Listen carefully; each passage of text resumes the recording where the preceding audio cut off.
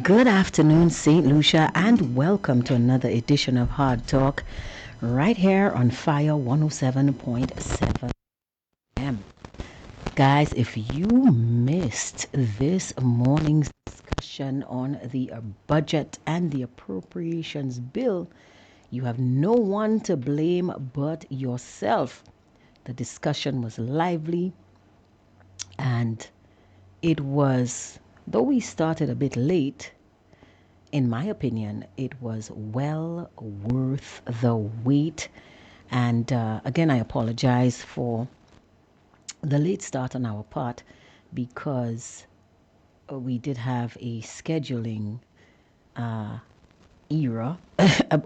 Sorry. Ooh, why did I say era? Scheduling error. I forgot that I had to phone in and not wait for the leader of the opposition to make an appearance.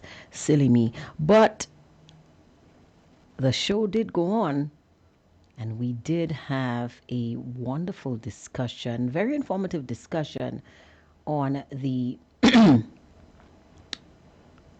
state of the economy, on several concerns that every St. Lucian ought to have when it comes to our fiscal development and, more importantly, our economic sustainability. You guys know that St. Lucia is a small island state. It used to be that we were a small island developing state. But many would argue now that the developmental part of that equation is taking a figurative beating as we speak, with the number of fiscal policies that, according to members of the upper and lower house, I tried to give you a broad spectrum view on what was going on. Many of them sharing concerns about the economic direction in which the country is headed. Now, we didn't have the opportunity this morning to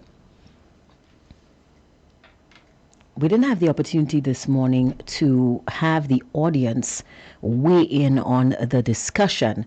And so this afternoon, this is the objective: to allow the listeners, Joe Public, to weigh in and to voice their opinion on the concerns raised this morning, the issues highlighted, and I must thank political leader and leader of the opposition, Honorable Alan Shasney, for taking the time out of his busy schedule to sit with us and to explain a lot of the pressing issues, and as always, to sound the alarm and shine a spotlight on areas that warrant immediate attention if we are to continue on a trajectory of growth and development. So once again, I would like to thank Leader of the Opposition, Alan Shasney, for joining this discussion this morning. I would also like to thank Mr. Titus Preville, who was gracious enough to leave a discussion or a similar discussion at the Chamber of Commerce to be here with us and to shine a light on sustainability. Because, of course, these words may sound big and fancy, but it is important to know what is going on in your country. And you've heard the Prime Minister say it several times. When things go wrong, you're not hurting the politicians. The people who suffer is the country. And the country is not the road, the bridge, the building, the sea, the sky, the sand, the stone. No, no, no. The country is the people. You and me, Joe Public, as Commerce Minister Emma Hippolyte is very fond of saying, Joe Public, we are the country.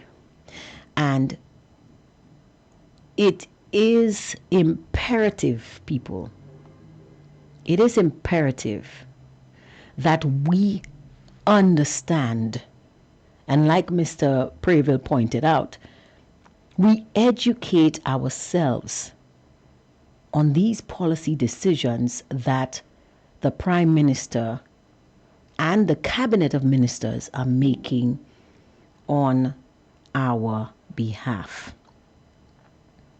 It is very important that we do so. And today you heard the discussion. It was a very informative discussion. Former Prime Minister, Leader of the Opposition, Alan Shasney, talking about the stimulus package, the undercover, this is my name for it, the undercover stimulus that seems to have been slipped under the table without any of us knowing and without any information or any clarity or any transparency on the part of the government. You heard him highlight the fact that despite this hefty stimulus package, that our economy still contracted by over 1%. You also heard the Leader of the Opposition talk about the shortfalls in tourism, for example, the lost opportunity in the tourism markets in the UK and in Canada, for example, where we are simply not taking advantage of situations or global situations that can boost our economic growth. Very concerning. We spoke about the lack of transparency in the way the government handles public assets. For example, the monies derived from the Citizenship by Investment program and the sale of our passports.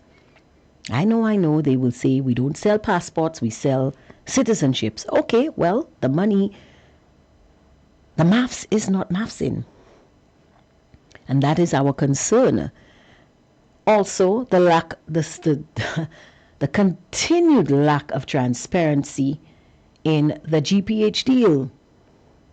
And now this proposed PPP agreement for Wasco. No transparency on the part of the government, although the government was the one who said, this is the government who promised us transparency, accountability, truth, and integrity. What are we to make of this? And then you heard Mr. Preville talk about all of these socialist programs or policy decisions that are being taken, and the big word on everybody's mind, sustainability.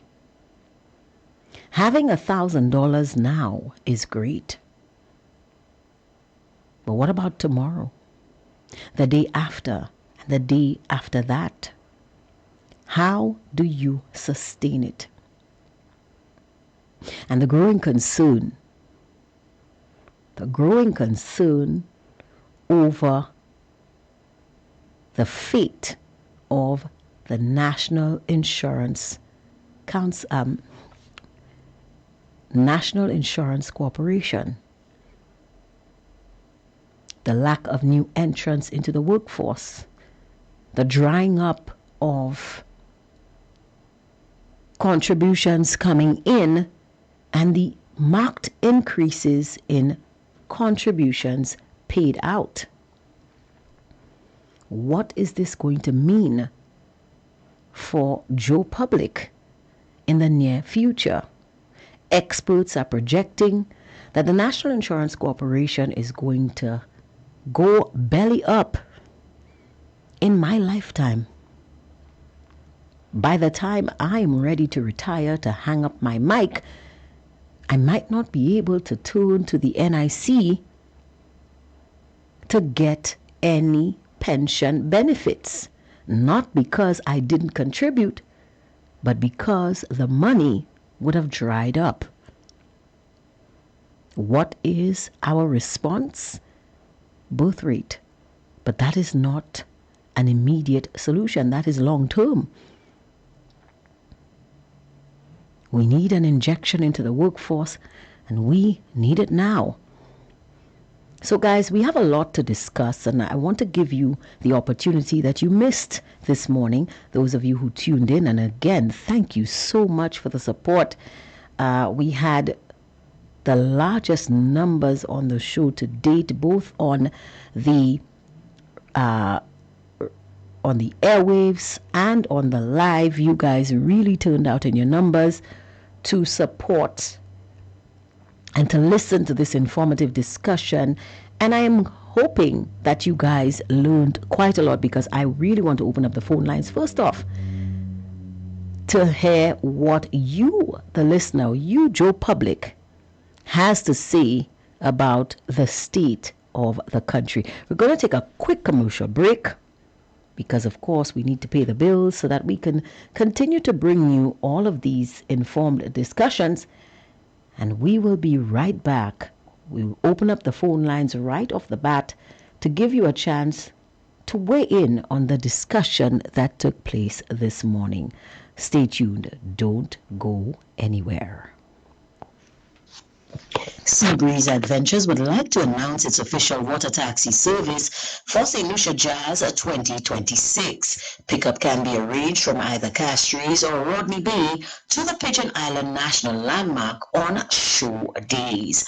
Transportation from Rodney Bay costs $10 US or $25 EC one way, or $20 US or $50 EC return trip, and can be accessed at Lavi, Hamley Suites, or at the Rodney Bay Marina.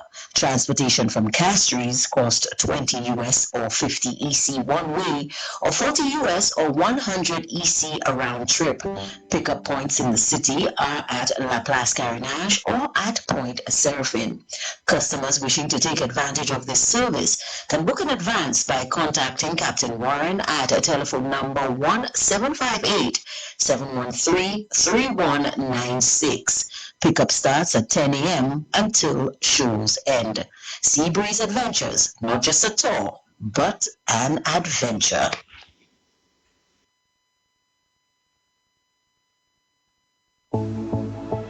You already know the power of Licks products on your clothes and household. You Licks your whites and colored clothes, leaving them fresh and scented. You Licks your dishes and left your hands protected with vitamin E. You Licks your floors, even Licks your toilet. Now we expand and bring you 3 new scents in our fabric softener: Balmy Sunshine, Summer Sunshine, and Thousand Flowers. And Licks those stains off of colored clothes with Licks Color Scent Bleach. Licks went even further with Body Care Body Soap Bars in deodorant and antibacterial. So Licks tiredness and bacteria out and refresh your tired body. Your products giving you Licks? Then choose Licks from Today Distribution Inc. Available at all leading supermarkets.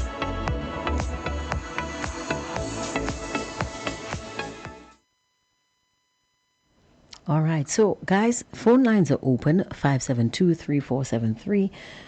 Call us on our WhatsApp platforms, drop us a line on the Facebook platform, or send a message on WhatsApp if you're at work and you don't want your employer to know that you are listening to the radio.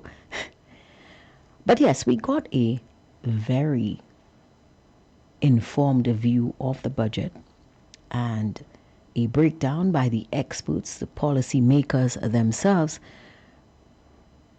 One from the upper house, the Honorable Leader of the Opposition, Alan Shastney, and from, sorry, I have that wrong, from the lower house, the parliament is the lower house, sorry.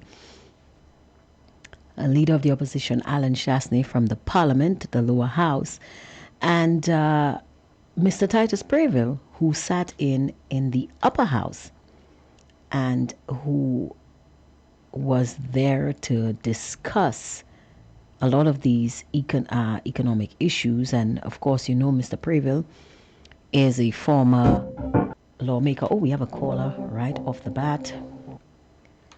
Good afternoon to you, caller. You are on the air. Good afternoon, Angie. Good afternoon to your listeners. Good afternoon to you as well. What was your take the on the opening discussion this morning? Very enlightening, very informative. It was an eye-opener. Yeah. I didn't realize, Angie, that we're in so much fiscal problems in this country. I did not realize until the leader of the opposition crystallized everything. He explained everything in layman terms as to our fiscal position as a country, and it's very concerning, and we are in trouble. Yeah. If we're spending more than we're bringing in, it's like you're maintaining a household, Angie, and your take-home income is less than your expenses. Right. Then you are in trouble. And like the leader of the opposition rightly said, it means that you have to take stock. You have to do something. You have to weigh your options. Something's got Either to you give. consume less. Something's got to give. Something's got to give. Something has to break. Yeah. Either you get, like he said, if you run in a household and your take-home income is less than your expenses, so you have to practice. You have to weigh some options. Some people get another job. Some people consume less. They cut on costs. You have to do something. And it tells me what I'm hearing is that the government is growing more than the private sector. Isn't that what one of the things the takeouts I heard from this morning's discussion? Well, yeah. The government is growing more than the private sector, and that is not an ideal situation because that is a worse situation. Yeah. The government does depend on taxes from the private sector. So if the private sector is shrinking, that means your tax base is shrinking and your potential for revenue generation is dwindling. That is true. And not only that, Angie, a government is not supposed to be an employment agency. Right. A government is supposed to provide the environment for employment. A government is supposed to assist the private sector to grow so that they can generate and create more employment, not the government being the largest employer. We already have a burdening public service. We cannot even afford our public service bill, our wage bill. And it's growing. And why is that so? Do you know why it's so? Jobs for the boys. There you go. We have to say it as it is. All those media personnel who are on the campaign trail, who campaign for this SLP administration, this Labour Party, they are now absorbed in the public service, in the government service to do PR. Right. That comes at a cost. Added to that, you have political appointments. So if the government is growing more than the private sector, it means that we're not growing as a country. Right. Now, if we did not see our growth, our economic growth, we contracted. That means our economy did not grow. With all those millions of dollars that this government is boasting about, they injecting into the economy, youth economy, this economy, MSME loan grant. All kind of baby grant, all kind of cocaine grant, all kind of grant that they want to inject into the economy. That means that's money just wasted, Angie. Because if your economy contracted, that means it did not grow. That means you wasted money as a government. Yeah. Where is that money?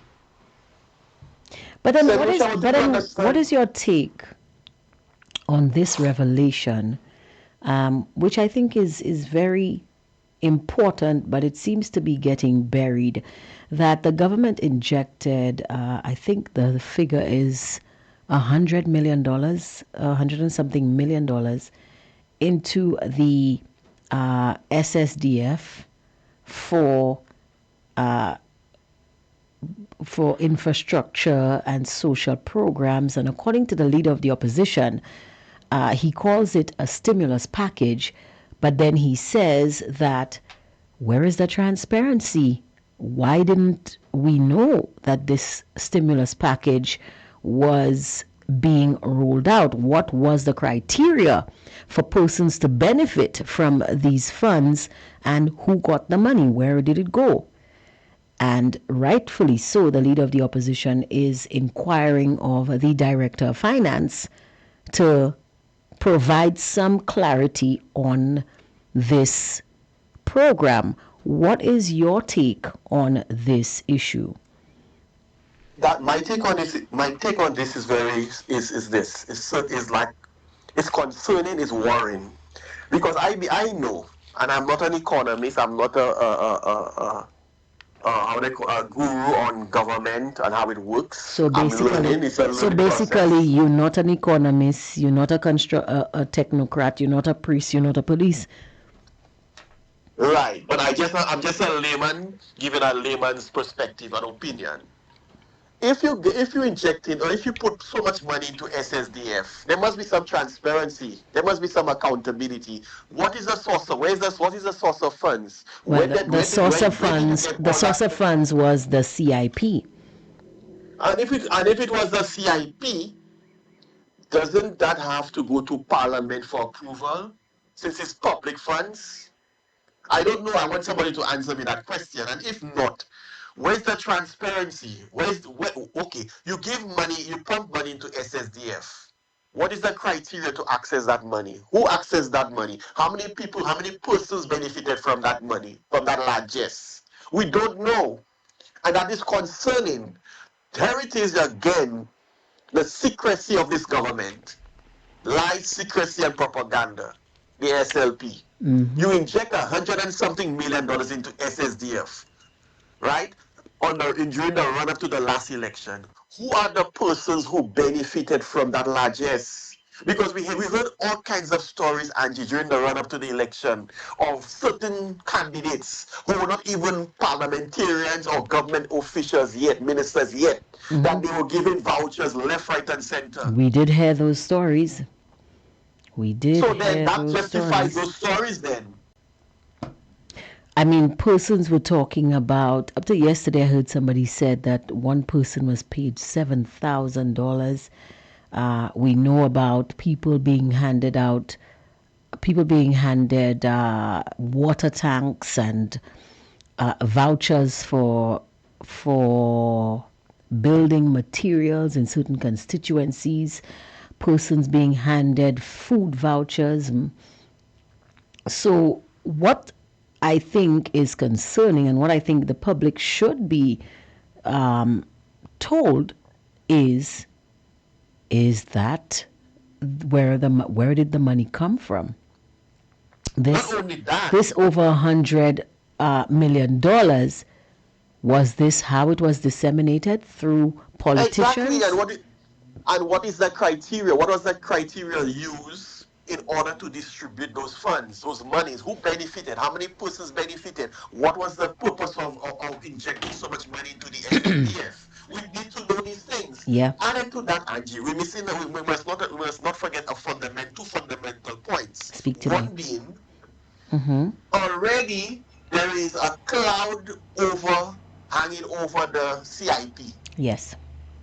Already, financial audits have not been tabled on time in the parliament. So we're breaking the law as a government. This government is breaking the law. We're supposed to be upholding the law. So they're not presenting financial audits on time with regards to the CIP. And then we're hearing $100 and something million just from CIP was injected into the SSDF with no accountability. That is scary. Yeah. Yes, it is. That is scary. And I'm saying to St. Lucians, this is where campaign finance reform comes in.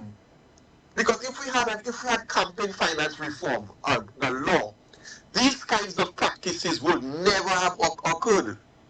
So we have to advocate for campaign financing reform. But then, Because you caller, cannot tell me. you know that people only draw boundaries. People only put up boundaries when the need arises. And as far as I know, we've never had the need to monitor so closely where political parties get financing for their campaigns before. It would have been shocking to me and to a great number of St. Lucians to find out that a sitting government was dipping their hand into the public coffers in order to influence an election outcome. This is unheard of in St. Lucia. Unprecedented. Exactly. Nobody would ever have thought of that. So, And so, Angie, the reason why I'm pushing that, sorry for interjecting, the no, reason go why ahead. I am advocating for campaign finance reform is because situations like that, if upon discovery that we're hearing now that $100 and something million was injected into the SSDF during the run up to the last election, and we're hearing stories of vouchers left, right, and center given out, then we would have had some redress as the people to hold this government accountable for their actions. You understand what I'm saying? I do. There would be a law. There'll be a law governing how political parties run the campaign. And I believe, Angie, in the interest of transparency and accountability and honesty, as both political parties should be advocating for campaign finance reform. Yes. Reason being, let me tell you this. Sometimes you could have unscrupulous investors who would fund political campaigns for their own personal agendas. And when those political parties do form the government, you have all kinds of hanky-panky deals being carried out. So campaign finance reform will protect the country and the people's money from those unscrupulous behavior. Right. You understand my point? I understand. So I'm saying this. It is worrying and concerning to me that $100 and something million was put into the SSDF during the run-up to the election. And that is what you call voter fraud. Because it tells me that potentially, we don't have the concrete evidence, but if what we're hearing is true, then the government of this SLP bought the election with taxpayer money. And how that could be right, Angie, that is concerning. Very concerning, and it should be concerning to every St. Lucian that you have a sitting government who use your money. Bearing in mind, it's not Philip J. Pierre, it's not Ernest Sealer money, it's not any one of those government ministers' money, it's our money. So your money in St. Lucia was used to bribe you into voting them so that they can get richer and richer on your back. You understand that, Angie? I understand. I want to know if the people understand. Because that's the thing. Every time it is thrown out there that something untoward has happened through this government, you always have certain individuals who you expect to know better to come and attempt to muddy the waters or cloud people's judgment with, for example, I don't know if you took in any of the budget debate. Certain questions that the leader of the opposition raised were met with the answer, oh, but we won 16-1. But that's not the issue. The issue is, how did we get there? And with these news, because these figures, this injection into the economy, it didn't come just because we wanted to say something. This came from the CIP report that was tabled in Parliament, which the Prime Minister made a document of the House. So it's public record. We're not just pulling this figure out of thin air. And the leader of the opposition, in my view, made a very important point. He said, we hear this ad campaign saying, I am the INCIP, and they've done this, they've done that. Where is the ad to see we put this stimulus package, we injected this stimulus package into the economy? Because everything this government does, if this government sneezes, they go out and they advertise the toilet, the tissue paper. Everything they do, there is an ad. There is bragging. There is an announcement. Where is the announcement for this very hefty stimulus package, which came from public funds? You see why, Angie, they do not want to table the audits, the CIP audits in the parliament? Had it not been for the fact that the Prime Minister was forced, and I say forced, to present audits to table the audits in the parliament, we would not know of all that money injected into the SSDF. Did you know that before, Angie? No, St. no, Lucia, I did you didn't. know that before? Until now that an audit was presented in the parliament, and then we're finding out that 100 and something $1 million was put into SSDF during the run up to the election. And we ask the question, which is we have to ask ourselves as St. Lucians the question, why all that money was injected into the SSDF? What was the function? What was the objective of putting so much money into a statutory agency? For what?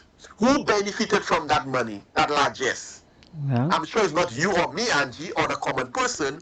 It's just a selected few. So the I in the CIP is not I for everybody. It's I for some people who have close alignment, who are close to certain politicians in government. That is where the I in CIP stands for. Some, not all.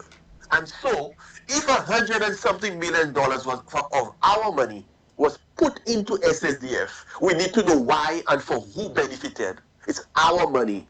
And that tells you why we do not know the agreement with GPH. right. We just know our ports were given away for 30 years in one instance, where we do not know the contents, what is in the agreement. Our national asset was just given away to a foreign company without us knowing what is in the agreement, what the government we elected on our to negotiate on our behalf agreed with a foreign company, and we just sit idly by in St. Lucia and allow that to happen. This SLP administration, the modus operandi is just secrecy, lies, and deceit. So you put all that money into the SSDF. Why? We did not know that until now, after the fact. Who's going to repay that money? Not Philip J. Pierre, not Ernest Sile. We are the ones who have to pay that money But back, and our it's children and not our a grandchildren. loan. It's not a loan. You have to remember, it wasn't money that was borrowed. It was money that was pulled out from the CIP. Money But it earned was our through the yeah, but CIP, it was our through the sovereignty, our yes, sovereignty, yes, but our sovereignty that was sold, the passports, the proceeds of the passports. That's our money, Angie. it And you is. know how government work. Government works similar to a household. If you spend money, you have to replace it. Because Now I'm sure let's that put 100 and this. something $1 million that was given to SSDF, it must be replaced. Because roads have to be fixed, hospitals have to be maintained, the civil service salaries have to be maintained. It comes at a cost. You just mentioned hospitals, and I was just thinking along those lines because it reminded me that the Prime Minister, and I'm sure you would recall the Prime Minister saying to a gathering, I believe it was at the Third Congress for Racial and Ethnic Disparities in Healthcare, where the Prime Minister made the statement that he needed an additional 50 million US dollars to uh, to commission the St. Jude Hospital. Now let's put this in perspective. 110 million EC, I think that's pretty close to 50 million US, don't you? It is close to 50 million US. Wouldn't that have given us a fully functional, fully commissioned St. Jude Hospital? Yes, it would. So you see where I'm going in this, Angie? Yep. You see where I'm going in this? So you put 100 and something $1 million into an agency, SSDF, right? But we do not know what was the objective, why you did that as a government, who benefited from it. We do not know. And let me tell you something. SSD is supposed to be I'm using my common sense. I could be wrong. SSDF is a statutory body. It's not a government agency per se. It's a statutory body, but its government has an alignment. So the government will inject monies there, but it's run by a statutory board. But SSDF still has the responsibility to do the financial audits. Right. We as citizens, as people, as St. Lucians, we need to put the pressure on both the government and the board of SSDF to present financial audits to tell us why and how that $100 and something million was spent. We need to know, because at the end of the day, it's our money. Yep. Governments are accountable to us, not themselves, but to us. And so it's concerning to me. And that is just a tip of the iceberg. What about the things or the transactions, Angie, and your listeners, that we do not know of? Yeah. Yep. What about all those secret deals that the government is negotiating on our behalf that we're not aware of? We're not even aware. I mean, you're talking about secret deals that we're not aware of. There are deals that are out in the open that we're not aware of. You just spoke of the GPH deal. We are not aware of the contents of the deal. What we know from GPH, or what we're speculating about, is a proposal that GPH gave to the former UWP administration and what they intended to do. But we don't know the actual facts of the deal that is in place right now. What we do know is that a deal was signed. We do know our ports, Port Castries and Port Soufriere, were handed over to GPH. And then we know that, one, the head tax was raised. Two, GPH is now a privately traded company, and are under no obligation to make their financial statements public. So you don't even have to go far. It's not a secret deal. Everybody knows there's a deal with GPH, but the contents of the deal, we have no idea. So in putting that into context, and you to understand what you're saying, and we have to explain this, we have to break it down for the St. Lucian people to understand in layman terms. So a government, which is this SLP government, gave away one of our national assets, which is our ports, to a foreign company. That foreign company then turns it into a private entity. So our national asset, which was our main income generating revenue stream, was given away to a foreign company, and that foreign company then turns around and makes it a private company. And then, in light of that, now because of that, we do not know. They're not obligated to give us any financial reports. So, St. Lucia, your national asset was given away to a foreign company, and this is what the foreign company is doing to you as a St. Lucian with regards to your national asset, our ports. You understand the state of the country, St. Lucia, and where we are, Angie? And it's not good. And now we're hearing that Wasco, they're looking at privatizing Wasco. Well, the government has said it's a PPP agreement, public-private partnership. But if the GPH deal is anything to go on, I don't see this being in private-public partnership of any kind. I think this is simply a move to privatization. And I may be wrong, but if the Prime Minister wants me to take this news any differently, the onus is on him to provide the public with transparency and more information on whatever it is that they are cooking up under the table for Wasco. I'm sorry if it seems that I am insinuating that the government is doing something untowards, but without information, speculation is right. Speculation. Right. Exactly. I was coming to say that, Angie. In the absence of proper and sound information, it leaves us as there's no room to speculate. Speculation. Yeah. Now there's a law that just recently passed a couple of years ago in Trinidad and Tobago, where the law mandates that every single transaction must be made public. I just cannot remember the law now, the term. Right. But that law was enacted in Trinidad and Tobago about 3 or 4 years ago, where anything that has to do with public information, Mm-hmm. there must be full disclosure. Right. And so I just cannot remember. I must go online and research it further. But Mm-hmm. I'm saying this to say we need to put pressure on this government to pass that law that anything that is involves the public information, there must be full and transparent and open disclosure. Yes. We must know. And I so if agree. had we had that law in St. Lucia, by now, we would have forced the government, this SLP government, to make full disclosure and to make it known as to the GPH agreement. We would have had full disclosure as to how it is that $110 million was put into SSDF, and we did not have a clue. We do not know why the money was sent there. We do not know who benefited from the money, the largest. They would have had full disclosure had we had that law on our books today. I just cannot remember the term. And if anybody knows the term, they can type it or call after me and correct and tell me the term. I cannot remember. But there's a law that Mm-hmm. was enacted in Trinidad and Tobago recently, a few years ago, where any public information or any public document involving government, there must be full disclosure. The public must know.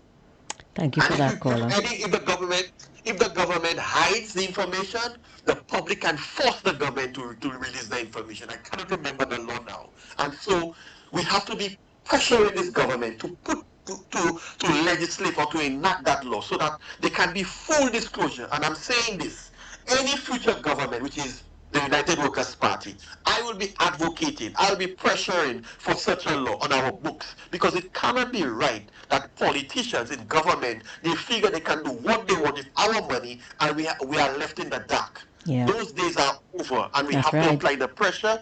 And I'm saying this to St. Lucians. Look at what's happening to your country. Tourism is down. Less people traveling to St. Lucia. Hotels, the occupancy are not there. So less people come, so that's less revenue coming in. Your government keeps borrowing money every time, and our debt is increasing. The government is increasing. That means more people are being employed in the government rather than in the private sector. So the private sector is not growing. Why the private sector is not growing? Because they do not have the money, the financial means to employ more people. Cost of living is high. People Yeah. barely make ends meet. When they go to the grocery, to buy grocery, the supermarket, the prices they see is absolutely ridiculous. They cannot Mm-hmm. afford to buy basic things in Yeah. their own country. Healthcare is in a mess. You go to the hospital, you go at your own risk, sadly, because the doctors and the nurses do not have the equipment, they do not have the medication, they do not have sufficient staff to man those hospitals. That is the situation in St. Lucia as we speak. Meanwhile, we have a government that they make decisions in a Kaba way, such as that baby grant. I believe that was a Kabbawick decision because I cannot believe any government, any serious government would ever think of a policy where you want to give pregnant women $1,000 to encourage them to make babies. That is the most absolute ridiculous policy I've ever heard in my lifetime. But then again, that is the government we voted for. Yes. And I've always been an advocate for this. I believe you must always have a balance in parliament, opposition and government. It cannot be a one-sided. And if it's a one-sided, what we see happening now is arrogance. Those government ministers, they're not accountable to us. They believe we are below them and we do not have to question them. They are not accountable to us. They do as they please. And so it's business as usual. And they know that the majority of St. Lucians will sit idly by and say nothing and do nothing. So they continue the arrogance, Angie. Yeah. And when you speak out like you and others, when you ask questions, you know what Afro Enemy rights we of the say all the state. time. They refer to us as enemies of the state. All because we are exercising our civic right to question and to challenge our government, which is our right too. So they don't like that, especially this administration, this Labour Party and government. They do Mm-hmm. not like people to question them or challenge them on anything. And so they believe 16-1, they are law above themselves. They do not care. And the St. Lucian people now, I have to blame us because we allow these things to happen. True. We allow our government to totally disrespect us. We allow government ministers to talk rubbish to us, and we just sit idly by and say nothing and do nothing. I'm not advocating for violence, but I'm just saying, as a people, as citizens of St. Lucia, it's your right to ask questions. And ask the right questions, such as why it is that up to daylight today, we do not know what's in the GPH agreement. Our plots were given away to a foreign company. Why it is that $110 million was given to SSDF, and for what and who benefited. We need to know why it is that our government departments are growing, more people are being employed, and is it costing the state, the country, to grow a government department like that? Why it is that certain deals are being made without our knowledge? Why it is that the government is considering a PPP arrangement for Wasco? Why? Thank you for When? that, caller. Thank you so much for that contribution. Thank you. Yeah, we need to take a quick commercial break, and we're going to open up the phone line so more of you can give your take on this morning's discussion. Stay tuned. You already know the power of Licks products on your clothes and household. You lixed your whites and colored clothes, leaving them fresh and scented. You lixed your dishes and left your hands protected with vitamin E. You lixed your floors, even lixed your toilet. Now we expand and bring you 3 new scents in our fabric softener: Balmy Sunshine, Summer Sunshine, and Thousand Flowers. And licks those stains off of colored clothes with Licks Color Safe Bleach. Licks went even further with Body Care Body Soap Bars in deodorant and antibacterial. So Licks tiredness and bacteria out and refresh your tired body. Your products giving you Licks? Then choose Licks from Today Distribution Inc. Available at all leading supermarkets. Seabreeze Adventures would like to announce its official water taxi service for St. Lucia Jazz 2026. Pickup can be arranged from either Castries or Rodney Bay to the Pigeon Island National Landmark on show days.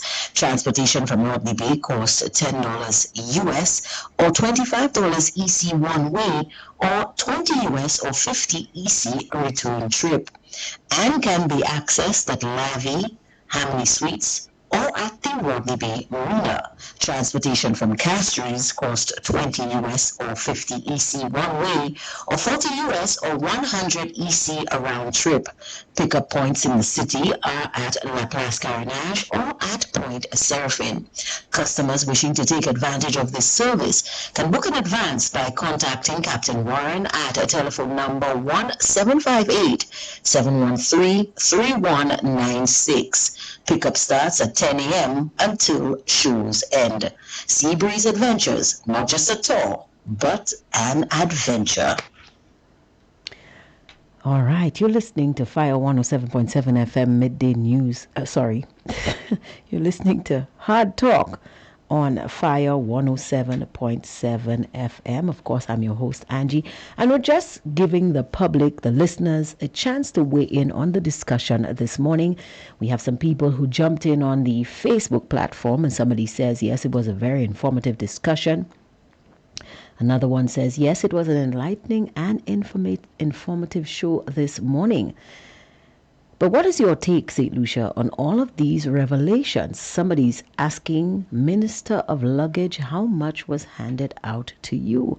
Don't know who you know what? Let's leave that one alone. Somebody says, that's what Richard has to explain to the people of St. Lucia. The man all in shafts behind like toilet paper. Ooh. Okay. Somebody says, well said, caller. Another one says, caller, even if this law existed in St. Lucia, they would still try to change it or try to get around it. As we speak, there are a few laws that have been broken by them as we know it. And that is true. One of those laws is a law, and this was very concerning to me. The Prime Minister, as Minister of Finance, put a law on the books. I think it was called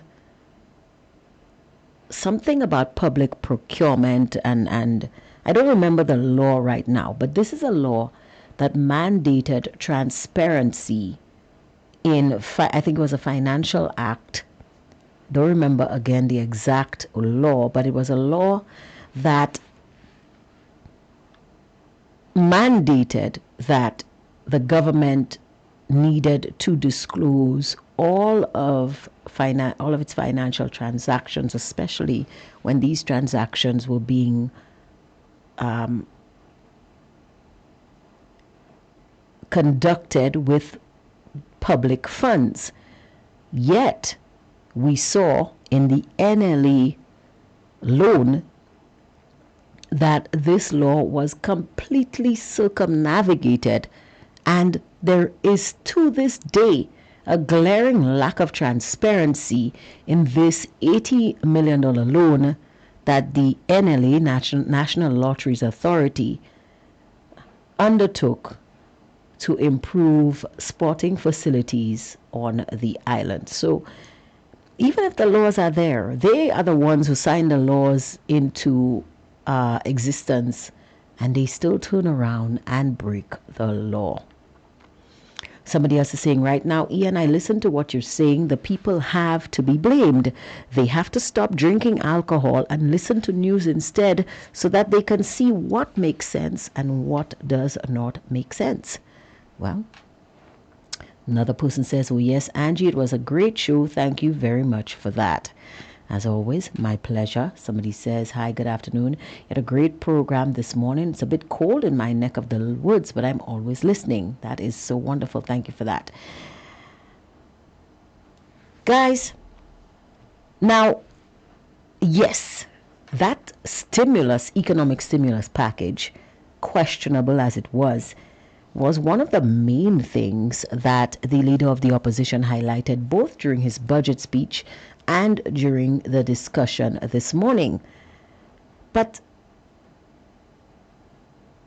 there was also a letter that the leader of the opposition has pledged to write to the Director of Finance to seek some clarity on behalf of the St. Lucian public regarding this program. And I am very grateful to the leader of the opposition for undertaking this challenge. I mean, it is his job to ensure that he holds the government accountable, and I await the issuance of this letter and the response from the Director of Finance. I think that would be a very informative and very interesting response on the part of the Director of Finance. But there were other aspects that came up, and like the caller said a while ago, and guys, don't forget the phone lines are open, because this is the show where you respond to the discussion this morning. WASCO, GPH, both deals, one a proposal, the other one a done deal, where public funds or public assets were taken out of the hands of the public and entrusted to private entities with a glaring lack of accountability. Judging by the GPH deal, what do we know? We know that the government of St. Lucia signed a deal with GPH for a duration of 30 years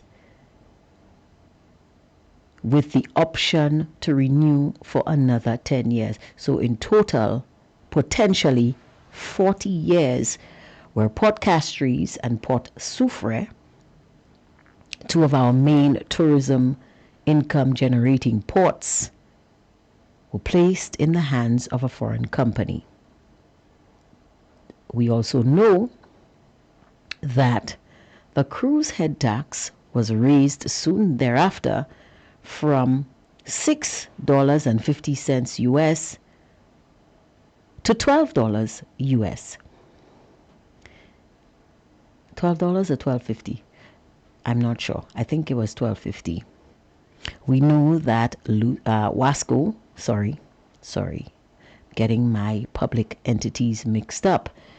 We know that SLASPA, the St. Lucia Air and Seaports Authority, now has received a drop in revenue because initially Wasco, sorry, why am I talking about Wasco? I'll come to you, Wasco. I will come to you.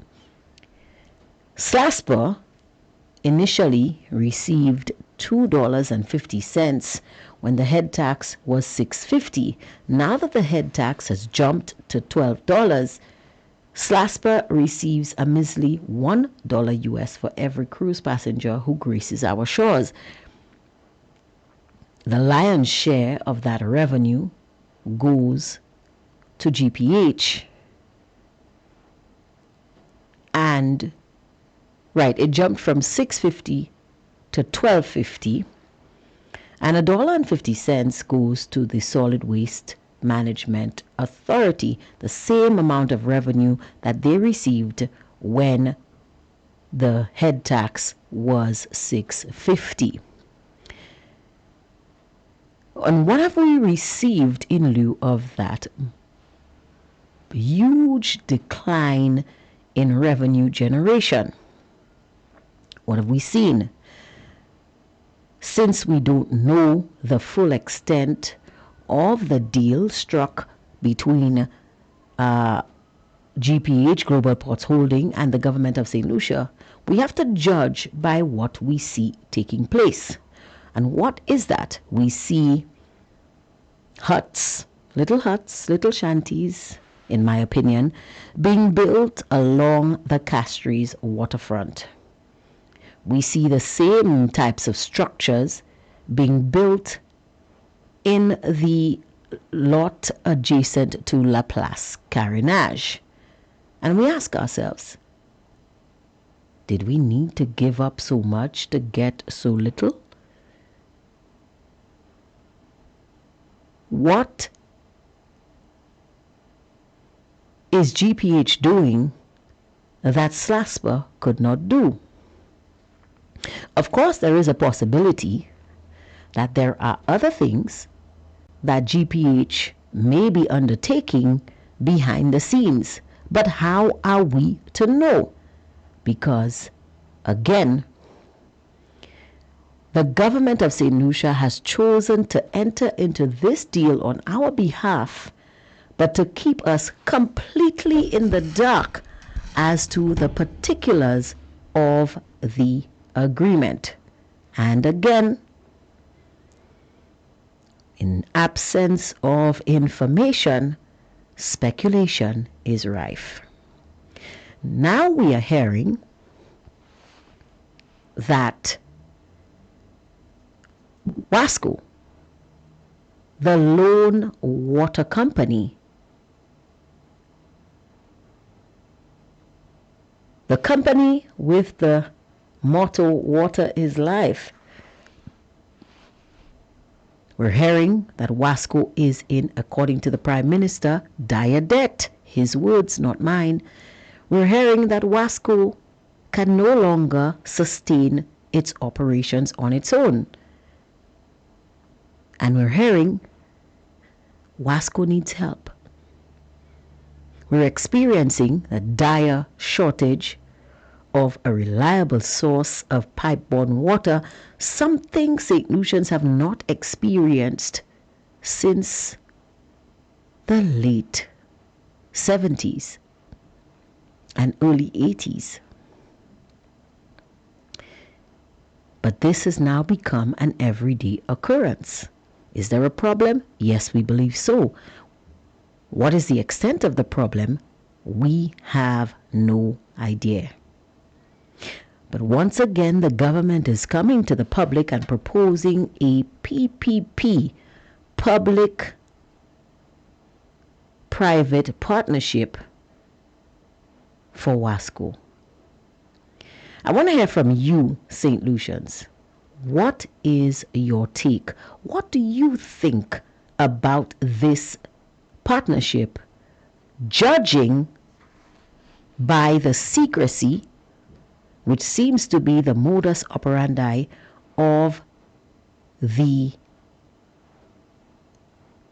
current administration. And please, people, stop saying the SLP government. The government is the government of St. Lucia. The SLP is simply the administrators of the government while they sit in office. We have a caller on the line. Good afternoon to you, caller. You are on the air. Good afternoon, my girl Angie. Good afternoon to you, Dr. Fletcher. How are you? I am recovering slowly. Yeah. But I need to pull myself out of it, out of the slump of grief, and get back to the importance of what's going on in our country and especially in our party. Right. You know, Angie, last night I watched our political leader. In fact, I watched him twice this week. Yeah. Apart from the budget, when he was in the House, I saw him go on Caribbean American News and try to explain to our people. And today again on your show and last night on Newsmaker Live. Newsmaker Live, yes. You know, to tell our people and explain what's going on. Because, you know, Angie, what we don't understand is we are very fortunate in this country that even if I would have preferred we had a bigger opposition, because it's always good in a democracy to have opposition. So you don't have, you know, a government that takes over and the people have no vote. Right. But of course, our people lack so much understanding. Instead of being appreciative that we have a democracy, they rather silence the opposition. Mm-hmm. And they don't understand the damage until they start to feel it. Right. And really see what it is like when you don't have a democracy rule in your country. But our forefathers fought, and there are lots of us who will fight to sustain democracy, whether it is UWP or SLP in power. Mm-hmm. It is always good to have opposition. It keeps, to me, the government on their toes, and it helps them to operate in the benefit of the people. Right. Angie, you know what really got to me? Mm-hmm. I saw a lot of horrible comments from SLP hacks. I see it on Facebook, I see it on the lives, the attacks that they give to Alan Chasney. And that's only expected because, you know, they don't support the United Workers' Party. Right. But what gets to me is that the people who call themselves supporters of the United Workers' Party, they call themselves Flabo. And for the life of me, I cannot understand in good conscience how they can be there on Facebook, on all the lives, accusing and demonizing, insulting, slandering Alan Chasney for the loss or the defeats, the two defeats of the United Workers' Party to the SLP. Well, let me tell you something, Dr. Fletcher, let me just interject. You need to understand that Alan Chasney is the political leader, and in so doing, and that means that he is the manager. Now, in any corporation, when everything goes right, the manager gets all the praise, but when things go wrong, the manager gets all the blame. So it's just like the government today. When the CIP goes wrong, even if it is the deputy prime minister who is the minister for investment, Prime Minister Philip J. Pierre is still the one who gets the lion's share of the blame. And I always say, if you don't want blame, then you don't put yourself in a managerial position. So in that aspect, I understand why people would lay blame on the shoulders of the political leader. But then again, you still have to understand that no one person loses an election. There are so many. Right. There are so many moving parts. But hear me, Angie. Hear me clearly. Mm-hmm. Any leader of any team, you go out to, let's say, they send out a foreman with 20 men to clear 3 acres of land, and they give them 5 days to do it. Mm-hmm. The workers are complaining that the conditions are not good. They're complaining that they don't like this. It's too hot. They don't like the hours. They're complaining that they don't like the food that are being given to them. Right. Some of them don't like the foreman because he's too strict. He always I'm asking them to work and to put more. They have all kinds of complaints, and not that they're only complaining and grumbling among themselves, or even to the foreman, But they're out there, not clearing the land, but they're out there going and complain to their neighbors, their families, their friends, and they waste time rather than doing that. So then the owner comes after 5 days and say, but look, the job isn't done. And the foreman takes the blame, right? But is it really the foreman's fault? And is it that the foreman could not manage them when they are a bunch of people who have issues among themselves? Now, for 4.5 years, you've noticed that the United Workers' Party, and I'm not talking about SLP, because SLP said they have to do what they have to do because that they are against UWP. But when the United Workers' Party supporters drink the propaganda of the SLP, and then they themselves go out and they are the ones, it's like I give you something and you are the one running with it. Right. You're running and you're doing my bidding. And you're doing it even better than I would do it. They are the ones carrying the SLP narrative as if they're working for them. And for 4 years, nothing that happens in the United Workers' Party stays inside.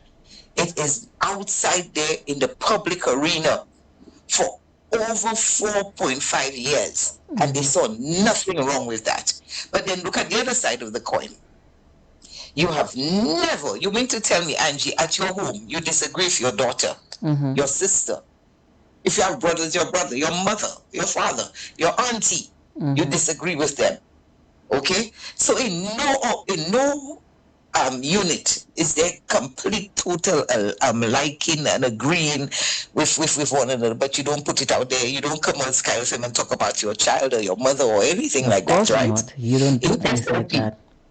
You think all of them in SLP like the leader, like the leaders, like what they call the rules, like everything? No, they don't. But have you ever heard any SLP outside there bashing their leaders, putting out the SLP business, and always on social media and on the radio talking about SLP? No, it's not happening, and it's not because that the leader is so brilliant. It is because they have rules, and the rules are very well enforced by the general secretary and the chairman. And that reminds me of the time of Sir John. Mr. Girodi was very firm. If anything slipped outside, or any minister or MP was behaving rogue, they were severely disciplined. I know for a fact that there were issues, because I grew up in the United Workers' Party, very involved as a young girl. I knew I used to be shocked at the vehement arguments and the dislike between Sir John and Sir George Mallet. I saw the struggle at one point in time for the leadership between them. But never did that come out. And when they were in public together, it's a team, unity, united, standing strong with each other. You would never believe there was that kind of tension between Sir John. And so I marveled at it. But now what we've been having since 2021 after the loss is a whole lot of everything trouble is out there in the public arena. Yet you blame one man for your loss.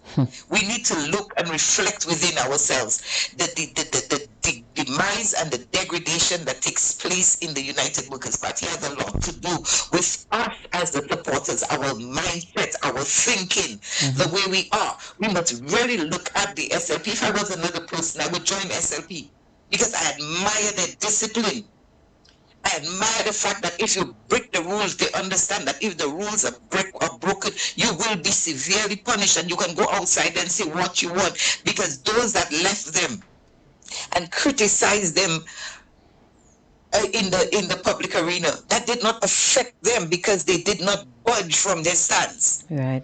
With them, they kept on winning. But we in the UWP, I if there is something to blame them for, is I blame them for not being strict, for not enforcing the rules of the Constitution, for not disciplining people who obey. And I know they will be upset and they will say people trying to stifle democracy. Are they not trying to stifle democracy in the SLP? But it's not happening. You're not hearing that kind of déclassé behavior of always on social media talking. I mean, you go underneath a live last night and you saw the kinds of things that have been said about and Alan Chastney, as if we ourselves are not looking at ourselves. We're not taking responsibility for our own action that played a role, played part of a role in the demise and the loss of the United Workers' Party. We're not looking at that. I think people are very raw. I think people are very hurt. I think there are a lot of people who are very heartbroken over the loss, because there are several individuals, myself included, who, if you had asked me in 2021 or in 2020 even, who would win the election, I would have told you hands down it would have been the United Workers' Party, based on the work done by that administration at the time. But so why aren't you out there criticizing and publicly lambasting the United Workers' Party? You think I did not feel I'm the pain? I worked. I made sacrifices with my career and my family. Hold on, Dr. Fletcher. Let me just finish my point. What I'm trying to say is that when things go wrong, people take this in two ways. Some people, like myself, and I suspect you, they do a bit of introspection. They sit down and they dissect it and they say, where did I go wrong, or what could we have done better, or what do we need to improve? Other people, they just look for somebody to blame. And that, I think, is the crux of the problem, that people are hurt and they're looking for someone to blame. But actually, that is not the point I am making. I'm making that what has happened with the public slandering of the United Workers' Party by UWP supporters has been going on for quite some time. It didn't just happen after we lost. Yeah. And it has contributed to the loss. Mm-hmm. Because from the time we've lost, it's been infighting, public scandals. UWP has been in the public arena from 2021 after the loss up to now. Well, you are going to be accused. After this contribution, you are going to be accused of doing exactly what you are condemning in the public arena, airing out the party's dirty laundry. But no, Angie, don't speak for me. I am saying, I am referring to what I saw on the live. Anybody can go and look under the lives and look at the comments from people who are claiming that they're United Workers' Party supporters. I am speaking about what they did on the grassroots live as well, and those that called and say they are United Workers' Party supporters. And I am comparing that to the fact that you've never heard or never seen the SLP supporters doing that, even if they do have disagreements within their ranks. And this is what we're doing. And I believe this has been going on for quite some time, many years in the United Workers' Party now, which was not happening before in time past. And this has also contributed. It's not the only thing, but I think it has played a big role. And I think we're not even looking at ourselves. And we say, nobody is perfect. I don't agree with everything Alan Chastney does, but I will not go outside there and bash the executive or the leadership or whatnot. I will do it when I can inside. And if I don't like it, I will keep my mouth shut and I will leave them alone. Right. I will go. I cannot do this kind of thing that they are doing. And I was saying too, you heard them say again, UWP have all people, bring in new people, bring in new blood. Do you hear the SLP saying that? Does not the SLP have more old heads, older? I am older than Alan Chastney by a year or so. And there are people in the SLP that are older than me by many years. Mm-hmm. And the supporters are putting them, including the Prime Minister, older. and they're putting them, re-electing them. But we are focusing on old people. Go, come out. You have nothing to offer. But then our SLP supporters saying that about their old people. They have them in there. Then another part is they talk about you've lost twice. You got to come out. I can remember, maybe a lot of them cannot remember, maybe they're too young, that I have seen even the Labour Party before they won in 1997 was losing elections, and their leader back to back until they changed with Dr. Anthony. In the Caribbean, people like Errol Barrow, Tom Adams, even Kamala Prasad Basasa lost 3 times back to back and came back. Right now, she is the Prime Minister of Trinidad and Tobago. Bleeding has nothing to do with what you have lost. It's people coming together as a team, learning, understanding, and if a vision is a vision and it's good, then you come together and you work, you look at yourself, we look within ourselves, retrospect among all of us. What can we do to make it better? What have we not done? And we stand. That is what we do. I will tell you, and I keep saying it. Yeah.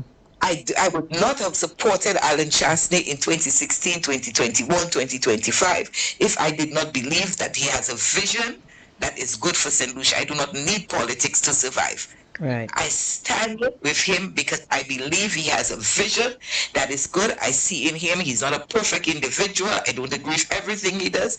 But when you weigh the balance, the good against the bad, the good outweighs the bad. Right. And this man is to me a more positive and better leader for this country. I believe in the vision and the policy of the United Workers' Party. But against that of the SLP, if I was not a Christian, I would join the St. Lucia Labour Party because I admire their discipline. I admire the way they stand with the people, good or bad. Whether you're a rogue and you have the worst reputation, they all stand around you and they whitewash you and they make you they look out for each other in their party. I would join them. If I was not a Christian, I would join that. But I cannot be part of a corrupt, money-grabbing, greedy, self-centered people. And so the policies do not align well with me. So I support the policies of the United Workers' Party. I support the vision of Alan Chasney.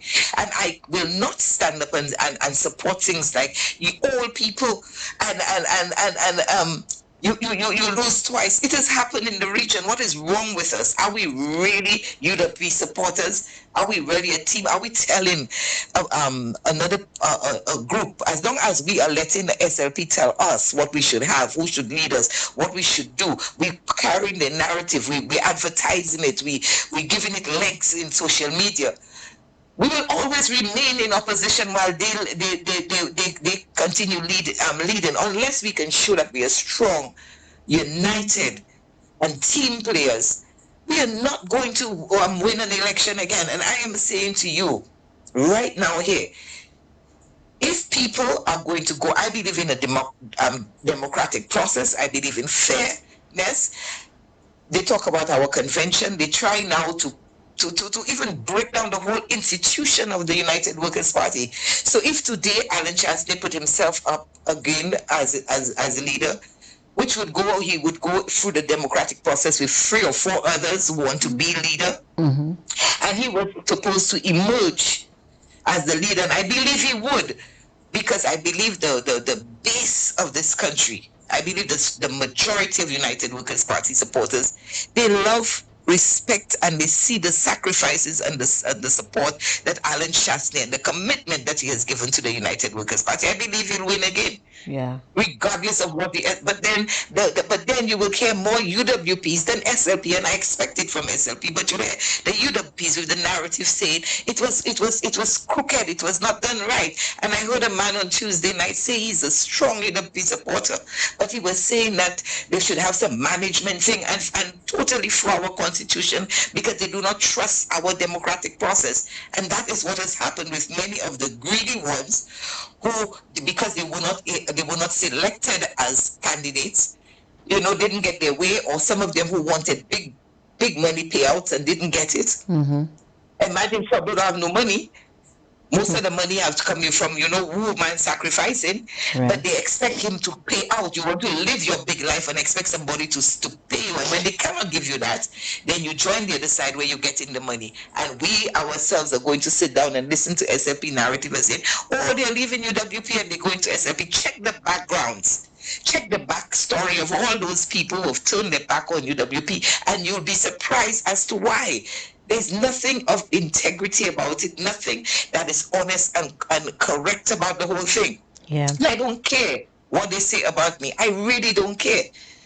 I don't criticize anybody who make their decision, who want to support who they want to support. That's your business. Right. But I stand on what I believe in as being a hardworking, and everybody knows that I've worked, supported, sacrificed with this party since my early 19 years old to now in the United Workers' Party, and as a member of the party from the age of 23. I have been there, been involved. No matter where I am in the world, I come down for our campaign. I stand as a team member, and if that breaks down after this convention, I will no longer be involved in the United Workers' Party. No longer have anything to do with it. I would leave this thing alone because it's not worth my while, nor my time, nor my peace of mind. I'm not joining no other party. I'm not going to be criticizing the people. They can do what they want. I would be done with that. My time is over. But if people want to be already serious about the United Workers' Party, we have a convention coming on. They want to be a part, have a say, do not want to allow rogue people to take over with the narrative that they've been spreading for the past almost 5 years. And they call themselves United Workers' Party supporters, is to join the constituency branches. Say you want to be a delegate, to have a say in what happens in our party.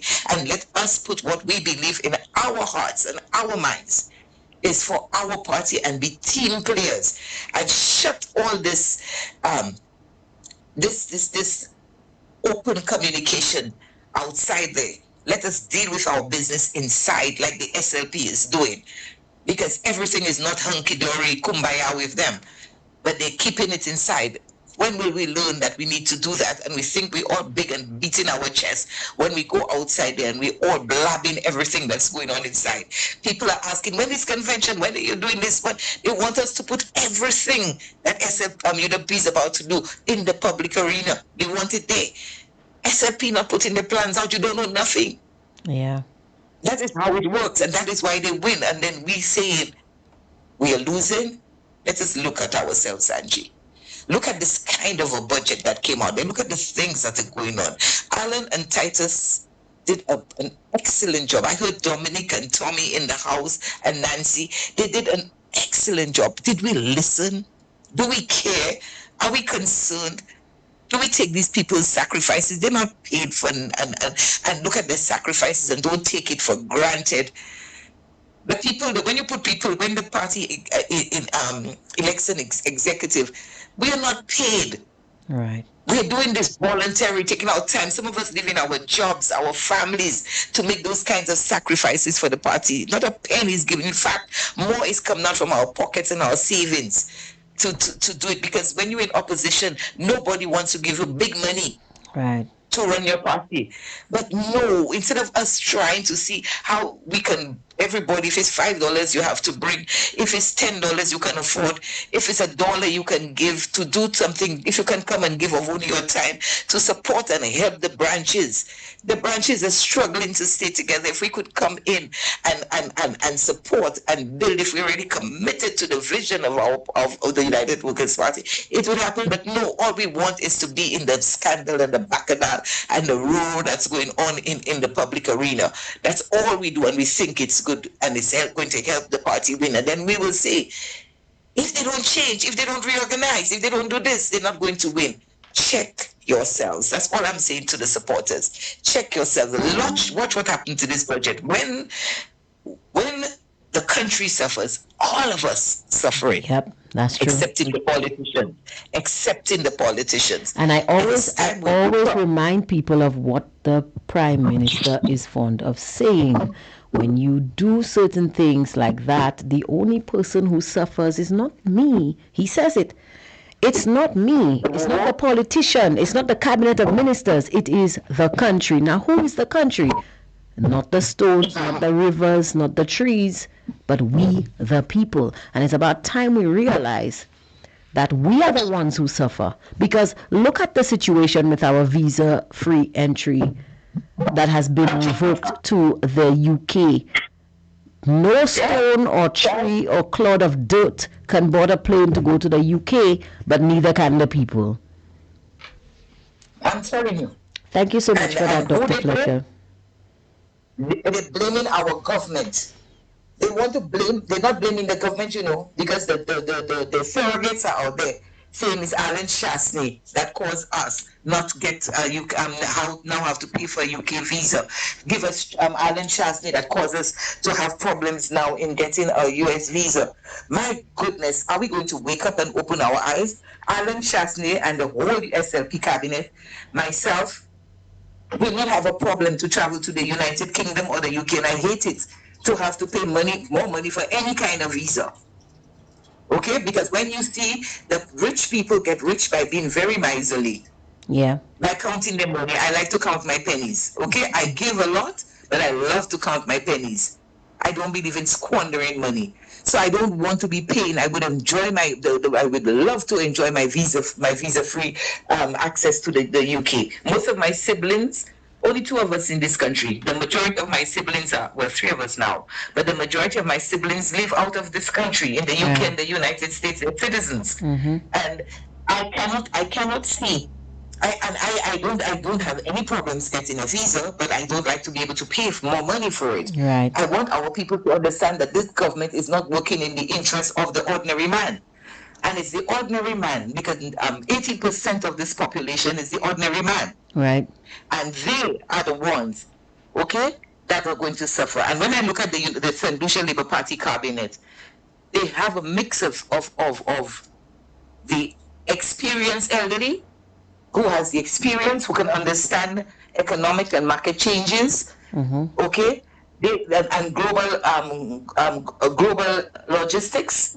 They have the youth that they are preparing, mentoring to take over, okay, and the SLP government and the supporters are quite okay with that, but not with Flabo. Not with Flabo. All what Flabo want to tell you is that, they're not thinking through anything. This was the Flabo, the distinguished party of the nation, the party that led the nation. And if we all together do not put our minds to the wheel and decide that we are all going to work together, work hard to bring back our party to where it was, and we are not going to allow anybody to tell us and to sing our narrative. We're not going to be part of any rogue band that want to put our party, dismantle it and have it in the public arena. If we're not going to do that, then I think there is a chance for the United Workers' Party. But if they continue like this, my dear, I really don't care. I am out of this. I'm going to live my life and easy and enjoy my money and my peace. I have a roof.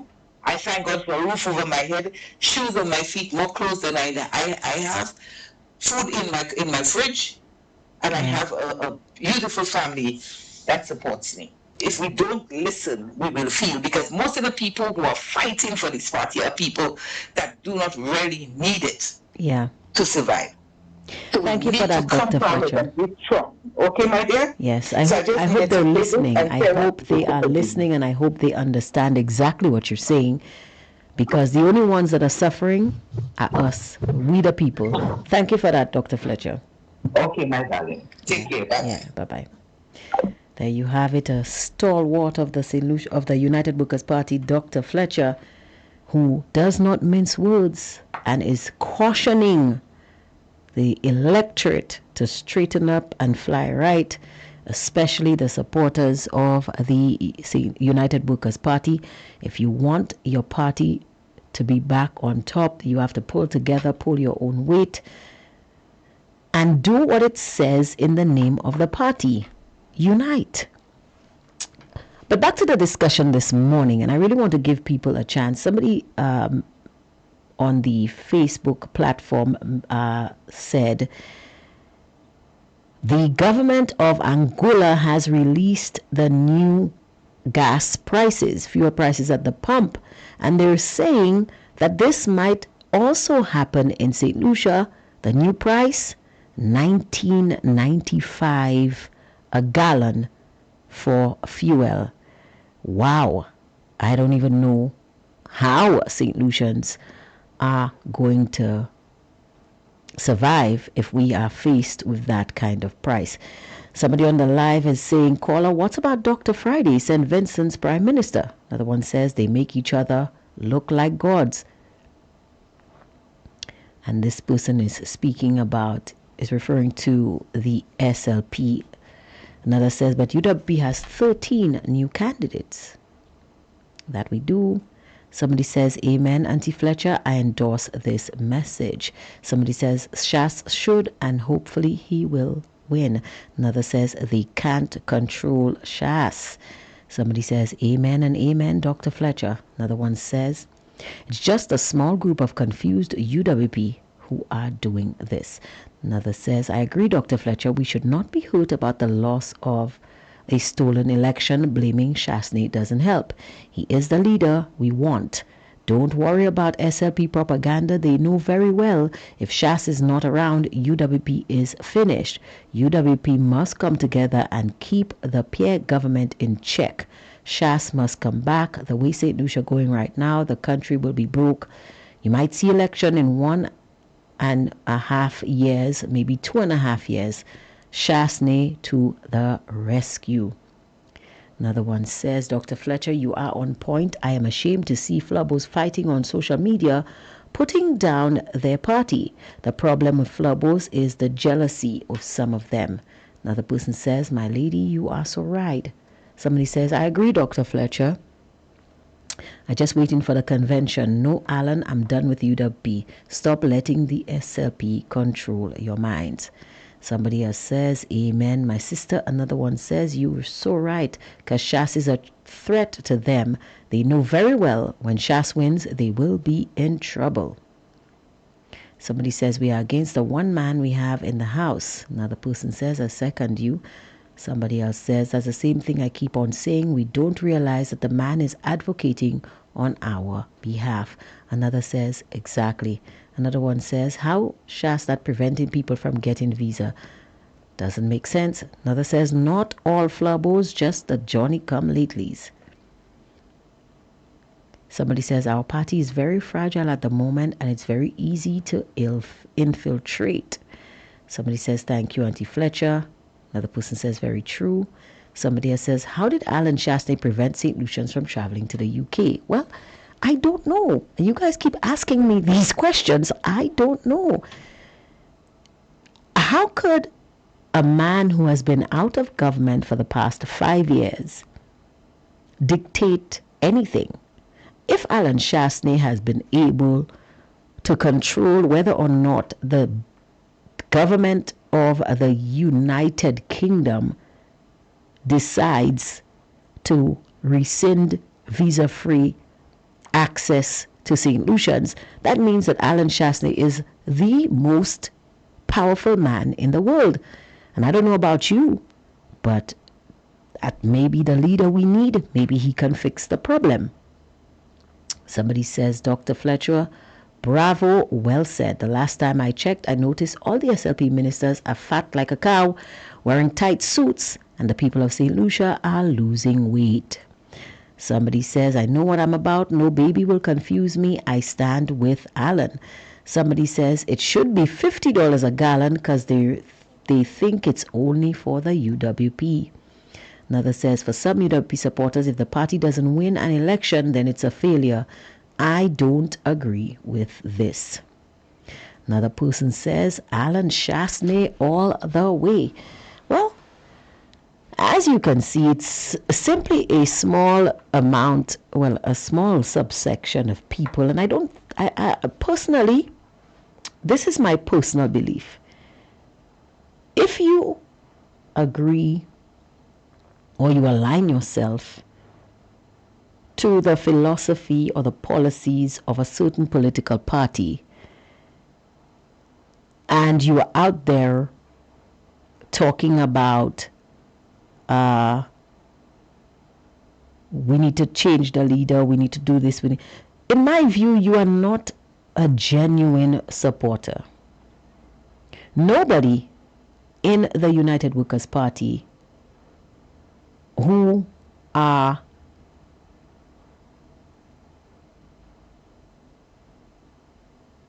truthful, who is truthful, will say that Alan Shastney has not done a formidable job in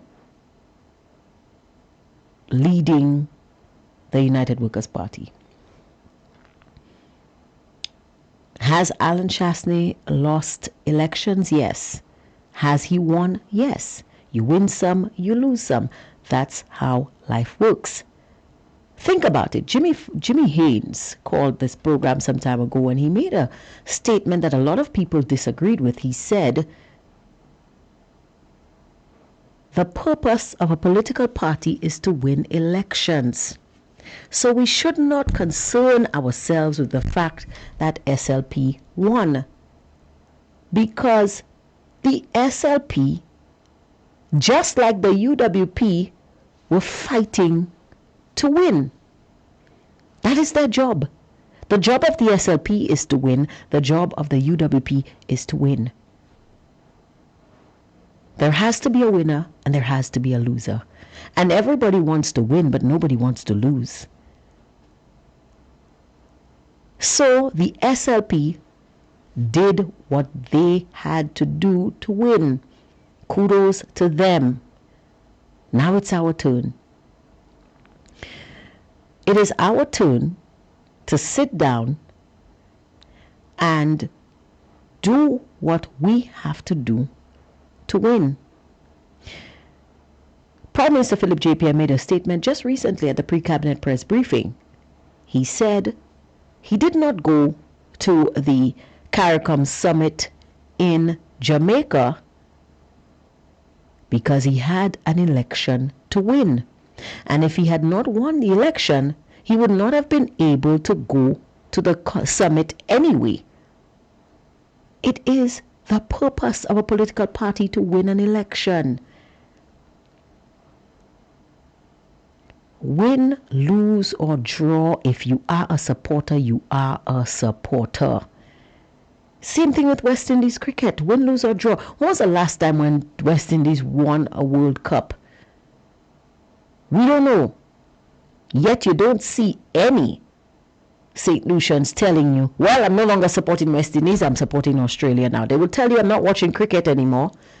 They're telling you they would rather not watch cricket than support another team. That is how true blue supporters behave. And we know. And really, people, come on, I cannot understand this. What exactly did UWP lose in the last election? 1 seat? Put it in perspective. We lost 1 seat. We need to change our leader because we lost 1 seat.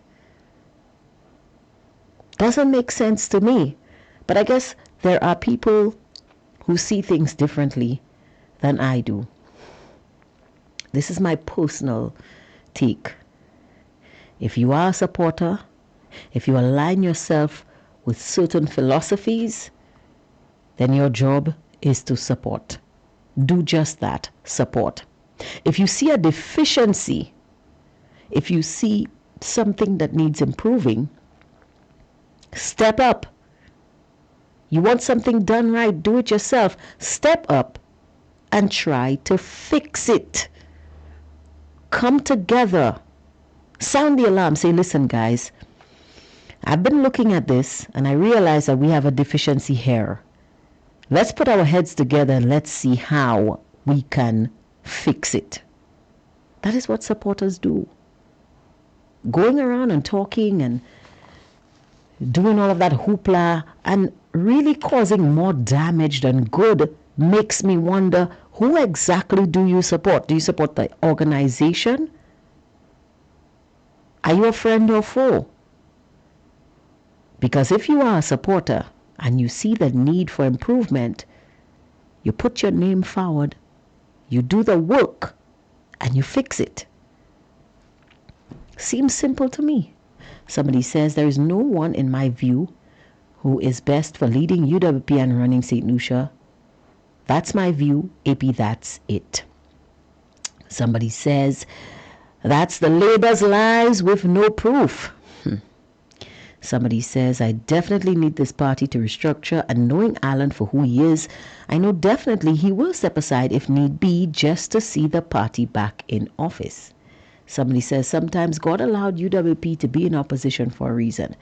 Another says, oh yes, Angie, you are so right. Somebody else says, true. Another says, Alan is not UWP's problem. The people are. Somebody says, Angie, more than is humanly possible, Alan has done a formidable job under the most trying circumstances ever. I have a heart and will not be ungrateful. Somebody says, but is how the SLP government won? By paying people.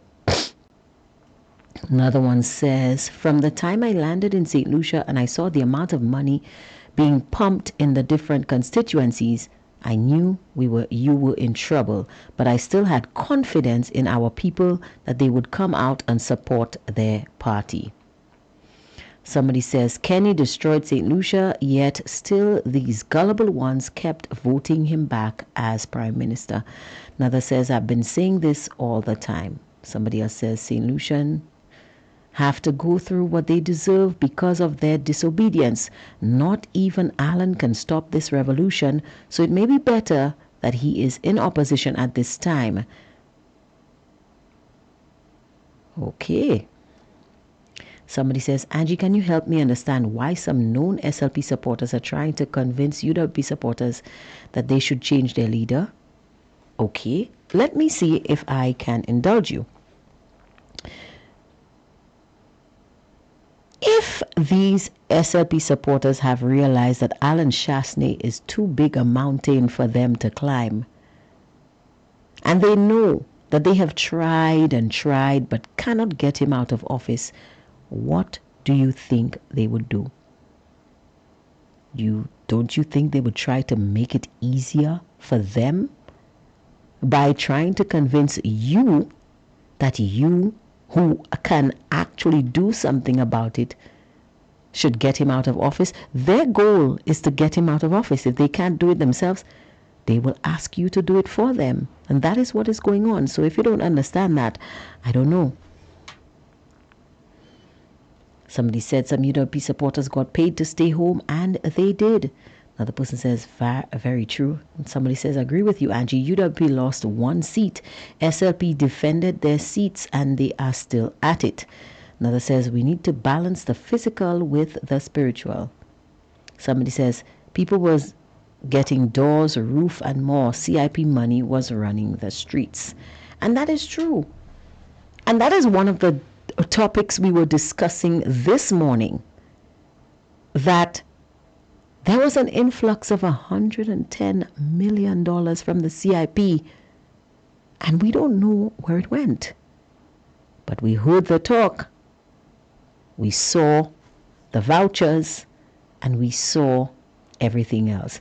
Time now for a quick commercial break, and we will be right back to give you more time to weigh in on the discussion that we had this morning. Seabreeze Adventures would like to announce its official water taxi service for St. Lucia Jazz 2026. Pickup can be arranged from either Castries or Rodney Bay to the Pigeon Island National Landmark on show days.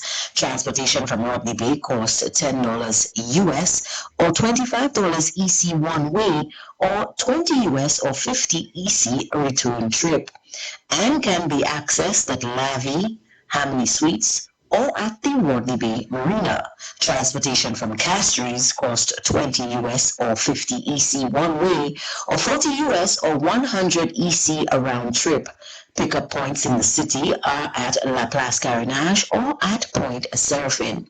Customers wishing to take advantage of this service can book in advance by contacting Captain Warren at telephone number 1758-713-3196. Pickup starts at 10 a.m. until shows end. Seabreeze Adventures, not just a tour, but an adventure. You already know the power of Licks products on your clothes and household. You licked your whites and colored clothes, leaving them fresh and scented. You licked your dishes and left your hands protected with vitamin E. You licked your floors, even licked your toilet. Now we expand and bring you 3 new scents in our fabric softener: Balmy Sunshine, Summer Sunshine, and Thousand Flowers. And licks those stains off of colored clothes with Licks Color Safe Bleach. Licks went even further with Bondi Care body soap bars in deodorant and antibacterial. So licks tiredness and bacteria out and refresh your tired body. Your product's giving you licks? Then choose Licks from Today Distribution Inc. Available at all leading supermarkets.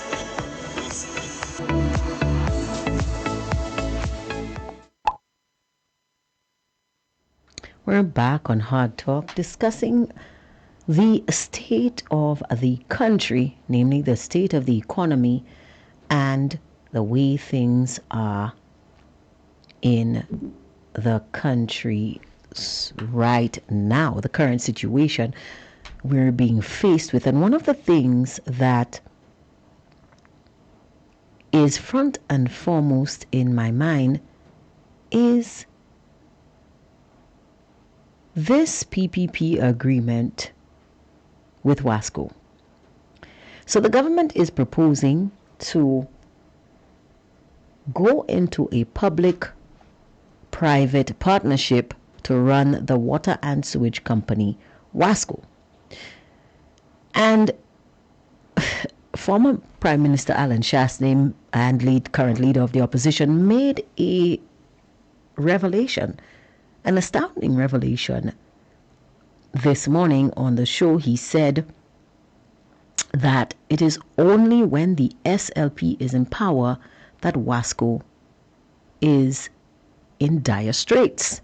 Whenever Wasco is being run under a UWP government, Wasco expands. And he evidenced this claim by referencing the building of the John Compton Dam under a UWP administration and the during of the headquarters, Wasco's headquarters in Viewfort. This was achieved during the last UWP term, although it was completed under an SLP term, and the SLP in their list of achievements claimed it, but of course we know the truth. We know that this was a project started under the United Workers' Party. Also, during United Workers' Party term, you had Wasco increasing its capacity to provide potable water to the people of St. Lucia.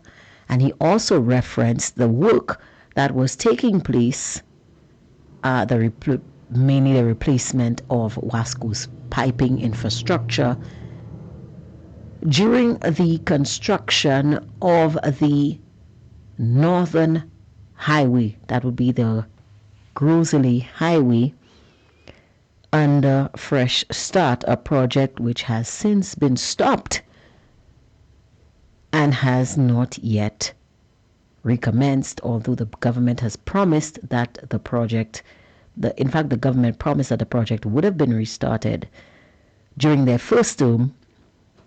We still have not seen this project being restarted, and now several loans have been procured to restart this road rehabilitation project, with a $4 million influx into Wasco to replace pipes that had already been earmarked under the original project. And if we do a deep dive, we'll realize that the cost of this piece of road only, including the replacement of the pipes, has jumped almost double or maybe more, because just one of the loans, the original project, would have cost taxpayers $15 million. But just one of the loans, the loan from the OPEC fund, is already 20 million US dollars. Not EC, guys, US. And then you have the Kuwaitis bringing in $13.092 million, and CDB weighing in with more money. So this project, this Rodney B Road or Grosley Road, is costing St. Lucian taxpayers so much more than the original $15 million Fresh Start project that we were told was exorbitant.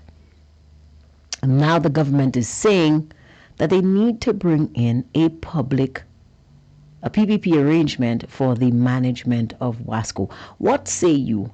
Judging by what we are seeing with the GPH deal, judging by the Caribbean Galaxy CIP initiative, and all the other projects that we've been seeing rolled out by this government, my question to the listeners today is this: are you confident that this PPP agreement is the right thing for Wasco? Or do you think that Wasco simply needs a reshuffle of their management team? Number to call, 572-3473. Let me hear from you, the public, on this very pertinent and important issue. In the meantime, I'm going to take in some of the comments on the Facebook Live. Somebody is saying here, people got doors, roofs, and more. CIP money was running the streets. Wow. Another says, SLP only governing the victory. That's all they care about, because the closet have too much skeleton. Don't laugh. Stop telling me not to laugh. The minute you say that, I will laugh. It's in my nature. Somebody says, but Angie in the labor camp has Roro between Sean, Hille, and RF. Does not seem so. Somebody says, but they tried to keep it quiet. Another one says, exactly, Angie, and I hope Shaz continues as a leader. Another says, people are crying, but check the lineup for Jazz. We'll get to Jazz in a minute. Somebody says, hello, Angie, some even got big houses. Another person is saying, that's what I am hoping UWP supporters do. Put Alan back as leader and let's see what SLP surrogates and so-called UWPs will do. That will be an interesting turn of events. Another says, I'm not going anywhere. I am yellow and that is my code. Somebody else is saying, I'm rooting and voting for Alan as a leader. Another says, oh yes, my love, if Shas is not there, I will not vote. Somebody says, Flabbos are fed up with people in the executive, which needs to be changed. Well, it says, when we view the elections only through the physical aspect of winning, paying votes, etc., it's impossible to see the complete picture. But when we balance the physical with the spiritual, everything comes into view, especially the reasons which goes beyond the party. Another says, Sister Angie, you are a star we love because you are a fair journalist. We can listen to you forever, unlike some of the misinformation. Hold on. Media outlets repeating what the opposition said. It's a shame they don't ask pertinent questions affecting the country. Well,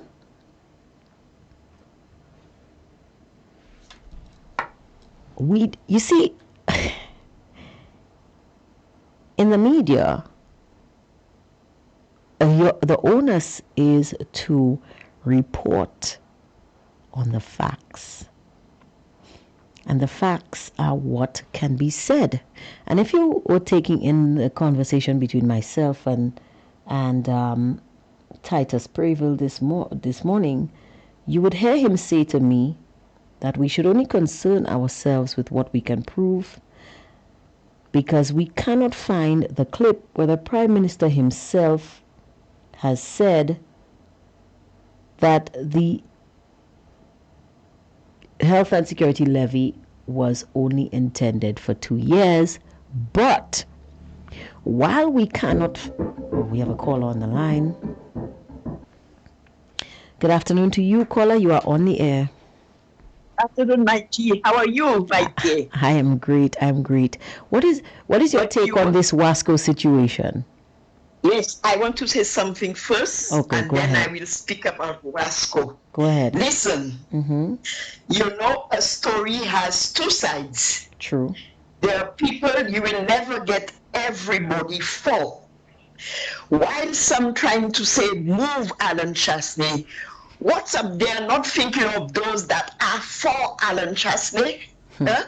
So there will be an eternal problem. I don't know if you understand what I'm saying. I understand not everyone will agree. Some are against and some are for. So they better try to agree with who that's there. Because they will move Alan Chasney, the people will say, I will not vote. They will keep Alan Chasney, some will say, I will not vote. So they just have to put their heads together and do what they need. Yes, Alan, listen, let me tell you something. Mm-hmm. When Kenny Anthony, he was in power, and you remember the story, they couldn't borrow, St. Lucia was going down, lack of jobs, everything. They saw in Alan a brilliant man, because the Labour Party, it's when they need help, they want to rush on other people, not only the Labour, but I say the people. Mm-hmm. When they need help, they will rush to United Workers' Party, but they know our value. They know we could take them out of hard times. Alan came in. But listen, when the Labour Party saw that Alan seems he's a good leader, they said, no, we cannot keep him there longer because it seems we'll be in shit street. Mm-hmm. It's not because Alan is not good. They remember when Richard said, if we leave him there, we will not be one thing. Sometimes the truth does come out in not all the time when Richard said it like this one, and he was right. Not all, he not speaking the truth all the time, but sometimes some coming out like that. Mm-hmm. If we leave United Workers' Party in office, we won't be. Why did they say that? They said we won't be able to take. We are intelligent. He said we won't be able to ever take him out. Voila. So now, you know what they did? They spread lies. They did all what they. You imagine you're taking a special prosecutor, so strong, making the people believe that Alan and United Workers' Party did so many things, and up to today, you're asking him about the vaccine money, and we know what he did, but the CIP money, we refuse to. So what kind of thing is that? So that means do as I do. Do as I say and not as I do. Not as I do. You're asking for vaccine money. That has already, let's be honest, the vaccine money has already been paid back. They're still, I saw it last night on that, because they came out last night, because I think they tell them, come out, and the people not seeing that, not acting on Alan, these useless, and they're hiding to write their nonsense. Right. They're hiding. That's not working on Alan. That's why they lied, talking about vaccine money still. And up to now, Philip J. Pierre and his will not come out and tell the people, supporters, all was paid. They are leaving doubts in the people's mind, just to all means to keep him out, even though they know that he paid. That's not good. And when you all come to power and you all do all your things, you all come in and say 16-1, 15-1, all kind of things. No, that's stupid. I prefer Allen and United Workers Party in opposition than to be in power and just lying to people like that just to be in power. No, I wouldn't be able to keep it. Let us, just one man, only Allen, watch them. They have no stopping place for them. They're after 1 month, how many of them? That's sure they're still afraid of him. That's and right. They will always do what they can by all means, even though they bankrupt solution just to pay people so that Ireland will be off. And United Workers Party not putting that in their minds. They're not putting that, they're not seeing that, they're not. Why are labels after Alan, especially Alan? You're not thinking, you all have no mind to think. Instead, you all come together, you all want to control people, tell people how to vote for Alan. They better don't trouble me, Angie, I'm not in that, don't trouble me. Voila. Bo, what's your question?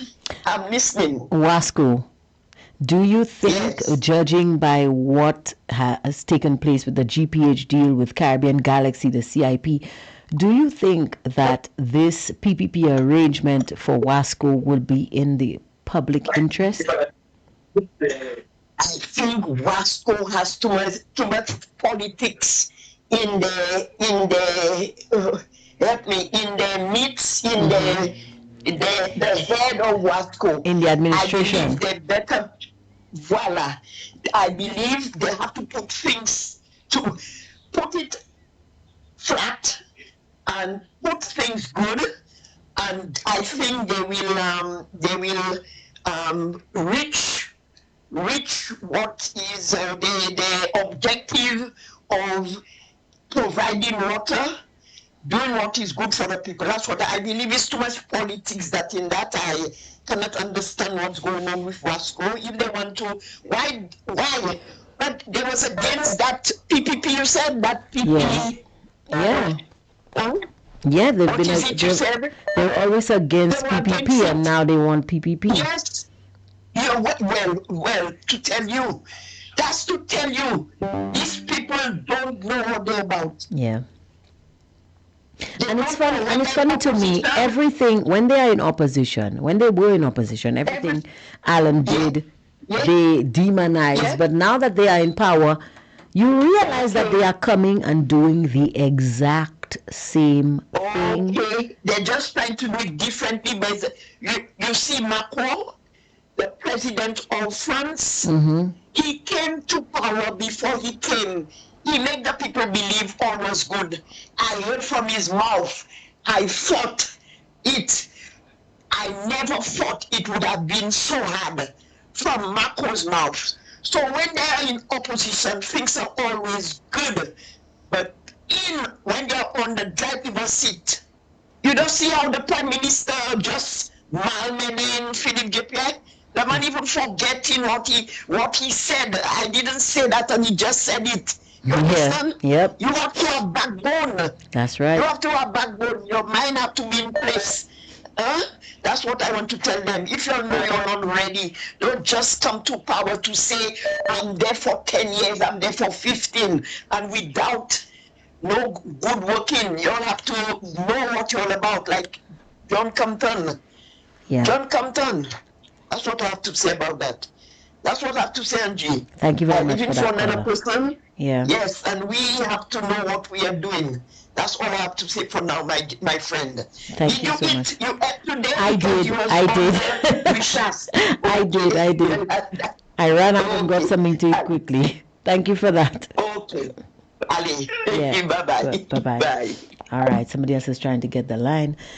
Somebody says, say it louder, sister. Another says, I'm shaking your hand, my lady. You are so right. Another says, great contribution, my friend. Somebody says, those UWPs who are against Alan are behaving like bullies in the party. Somebody says, the media works for SLP. Oh, we have a call on the line. Good afternoon to you, caller. You are on the air. Hello. Good afternoon. How are you doing? I'm good. How are you? Not bad, by the grace of God, I'm there.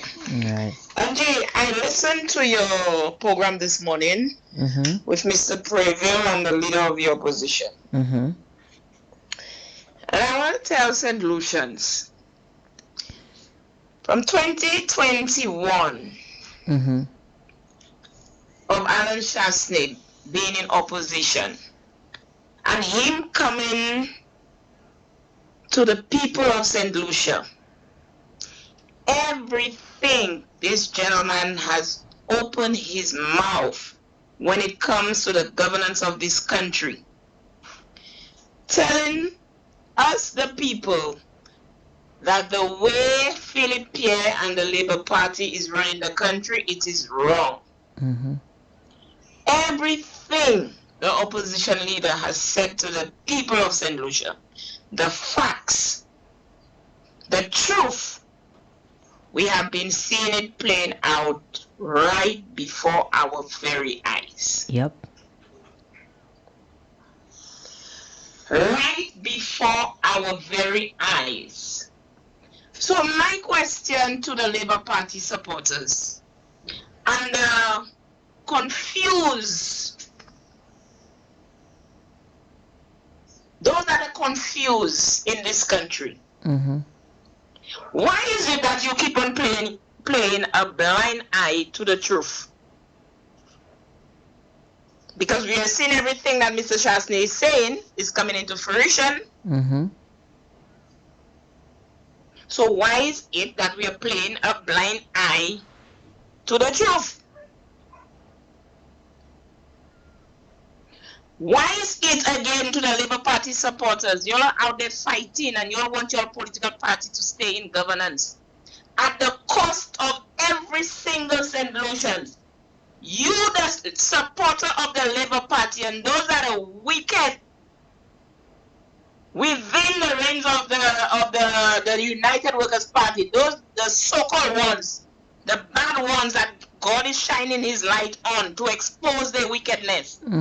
Why is it that you are hell-bent on bringing poverty on a nation with the dirty policies of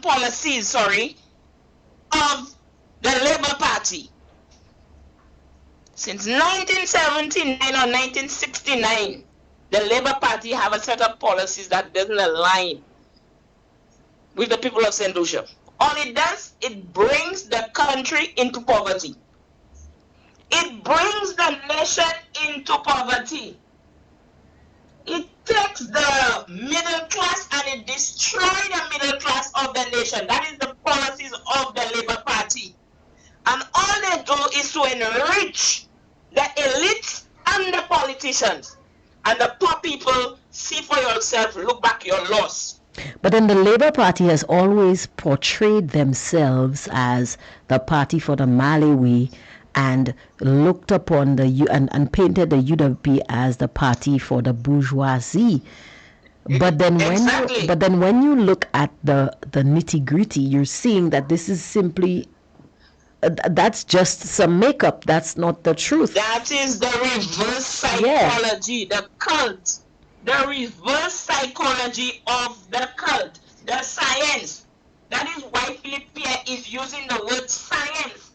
He is in the people's head. You know, poor people don't think. They look up to those that believe that they are educated, but they are fools. Right. Using the poor people to hold on to power and just telling them, I give you this, and then they make it as a narrative and they run out there and they do the PR thing and that is it. So it's sticking in the heads of the poor people. But the poor people now need to open their eyes to see they are the ones who will be feeling the pinch. They are the ones who will be feeling the hardship of the policies of Labour Party because it is not in favor of the poor man. Inflation is never in favor of the poor man. And every time there is inflation in our country, it's always under the reins of the Labour Party government. What is so hard in people seeing that? What is so hard? What is so hard in that? You mean to tell me you're so wicked in your head that you are not seeing Labour Party squeezing the milk out of you, squeezing every dollar on your savings for your health, that they're taking it to enrich them, their own self through taxes? Taking your taxes. This is what the opposition leader have been telling y'all. The government is the Labour government. The government, whenever it is a Labour Party in there, making decisions for our country, they are using the resources of the country the wrong way. What is the resources? Your tax monies, the inflation monies, that's your resources, that's ours. They are using it the wrong way. Like Pierre put the 2.5% on health and security. That is the worst sector in the country. So why are you taxing us and you're not putting provisions there for us to save our lives, to protect our lives in the medical sector or in security? Why? And you are milking us. You are taking all our hard sweat, our earnings, and you're not putting provision there for us to secure us. We have a healthcare. It cannot save a gun victim. If somebody survives a gunshot in St. Lucia, just give your life to Christ. Because it's not the healthcare system that survives, that make you live. Kola, I want to hear your opinion on this PPP, this proposed PPP for Wasco. What is your take on this? Angie, we had Wasa, okay? It was under the same Kenny Anthony after he won in 97 on the privatization of Wasco. This whole country is in a mess because of the Labour Party. Their policies, it's not working. Yeah. They don't have the faith in our people to build our country. They rather go to foreign entities and give them projects and give them our monies and take a cut and enrich themselves. That is it. We can build our own country. We can do it. We can leave our resources in our country and build our country. If Sir John did it, what is wrong with us in 2026? We cannot do it. So you're not in agreement with that proposal at all? Let me tell you, there are no policies of the Labour Party. I am in cahoots with. Okay? Not one. This morning I listened to the opposition leader again on your program. Mm-hmm. Angie, who you see as the middle class in St. Lucia? I'm finding it very hard to find the middle class, because it used to be the middle class who the civil servants, the people that are working and stuff. Okay, you answered my question already. They are the middle class. They used to be. Now they're the working poor. Listen. I still place them there because we are still hanging by a thread. Yeah. Okay? That thread ain't burst yet. We're still hanging by a thread. Some people would not agree with you, Kola. They would feel that the thread is gone. Listen to me. The middle class, I will call you all out. The police officers, the nurses, the teachers, the firefighters. That's middle class, eh? And the government workers, the doctors. You all are the middle class. You all are the ones living up in the housing schemes that Sir John Compton built. It's you all.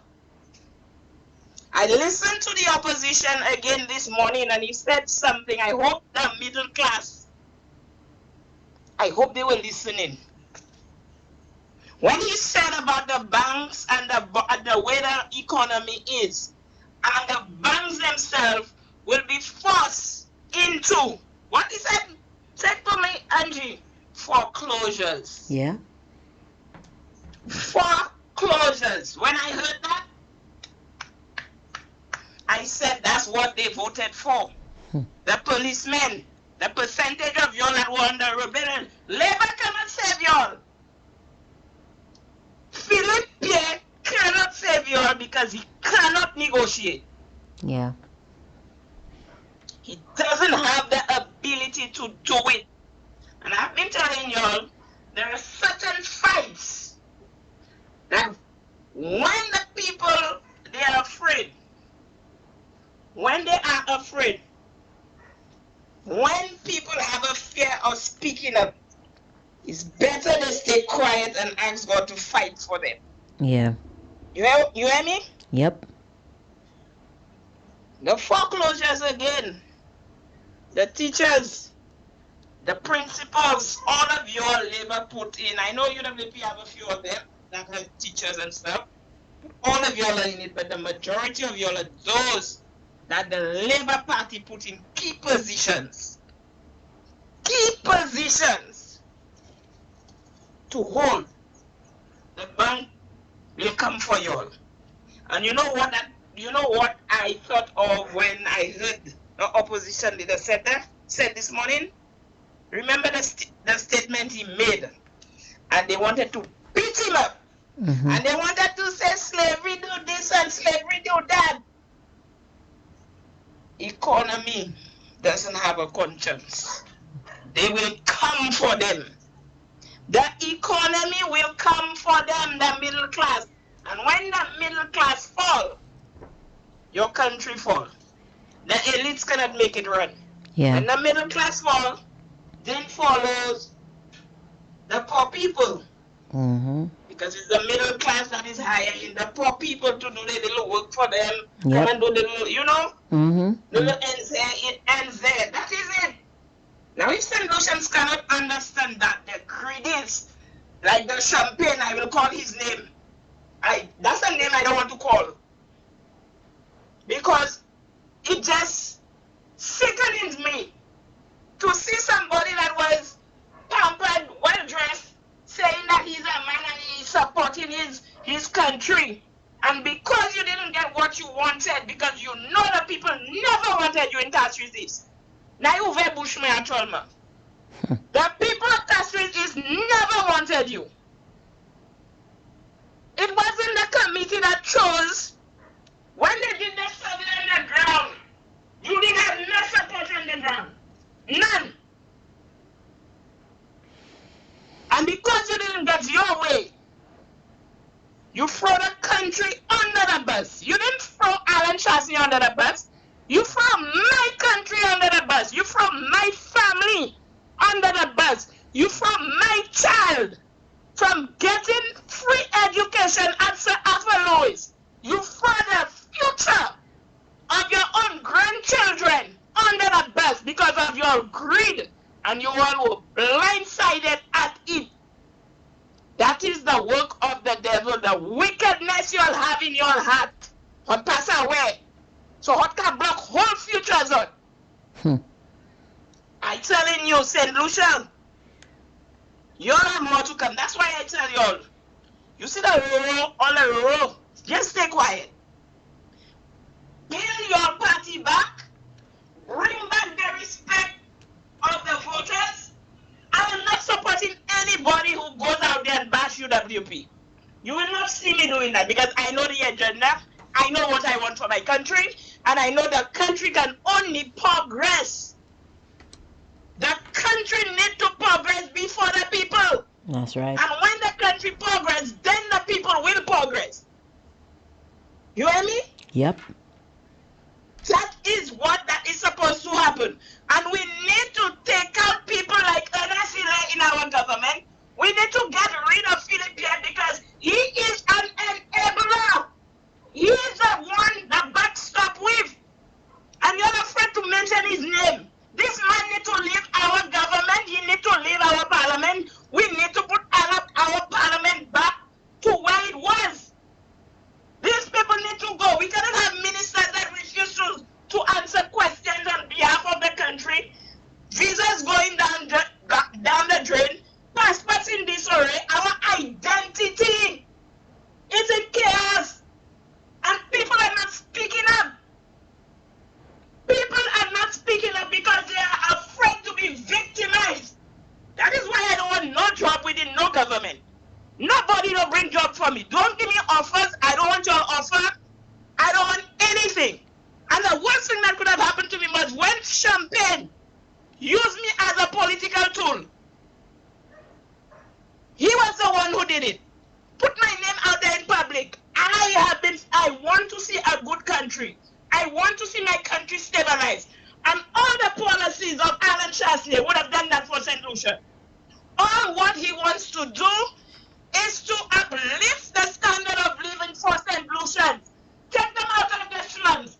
Build their self-esteem. Bring them up. Elevate the poor people. When he was there, he did it in 2016, 2021. The poverty rate, you ever heard us say anything about that under the SLP administration? The poverty rate dropped.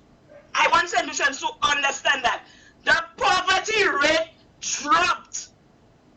That means poor people had already started elevating themselves from poor to something better. Right.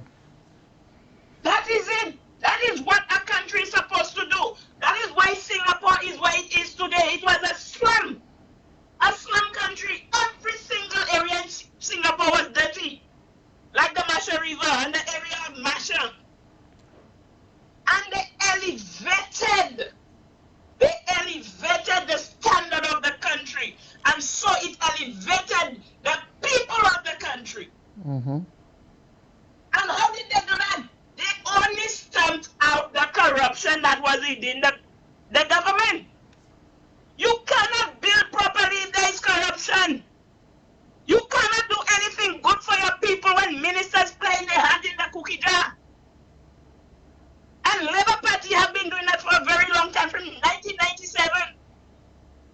And I don't know what is wrong with the UWP supporters. They're not seeing through the tricks of the Labour Party, using you against your own party. Who does that? That is saying a stranger coming to your children and putting your children against their parents in their house. Who does that? The strength of Alan Chastanet, all of them, that's what they're afraid of. And they're not sitting themselves down to listen to him. When you have a man that tells you it's sad, to his first term as a prime minister, and he's telling the nation it is sad to see our politicians do not know the constitution. Why is it St. Lucians going out and vote for these people? You do not know your constitution. I will vote for you. And that is why they cannot do Alan anything. They can go hell and dung. They cannot touch him. Because every decision he made for the country, he made it in the right of the Constitution. Those that don't know the meaning of Constitution, every decision that the former Prime Minister, Alan Chastanet, did, he did it within the refinements of the laws of the land. And they cannot persecute him for that. And all of them know that. All of them know it. Well, Alan Chastanet's area in the politics was to grow St. Lucia, to take St. Lucia out from the 1980s politics and the early 2000, 2005. That was the era. That was the era for St. Lucia to grow. And St. Lucia, I said that I watch you let Labour beat you all into submission. You're a weak man. You're a set of weak people. All over social media dancing, putting all bad vibes in the voters. It's not you alone that voting. It's not you alone that voting. The voters more important than you all. Fighting against each other, doing all kind of crap. I am tired of that. My country deserves better than that. People cannot speak to you all before somebody speaks to you all. You're all... No. It's not about you all. It's about a nation of 180,000 people. It's not about you all. And it's time for you to get it right, man. thank you for that Don't contribution, let the country caller. go down to the dogs like that. Thank you for that. Our big projects, everything is going to foreign investors. What we getting in the country? And you have a political leader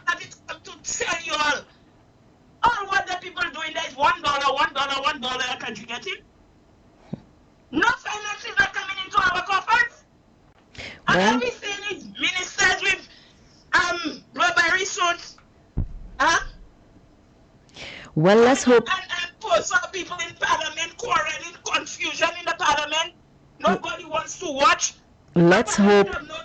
Let's hope that everyone has learned their lesson and they can see clearly what is going on. Thank you for that, caller. Great contribution. All right. It is now 4:26 p.m. Time for us to wrap up. But I just want to give the persons on the live a voice. You know how it is.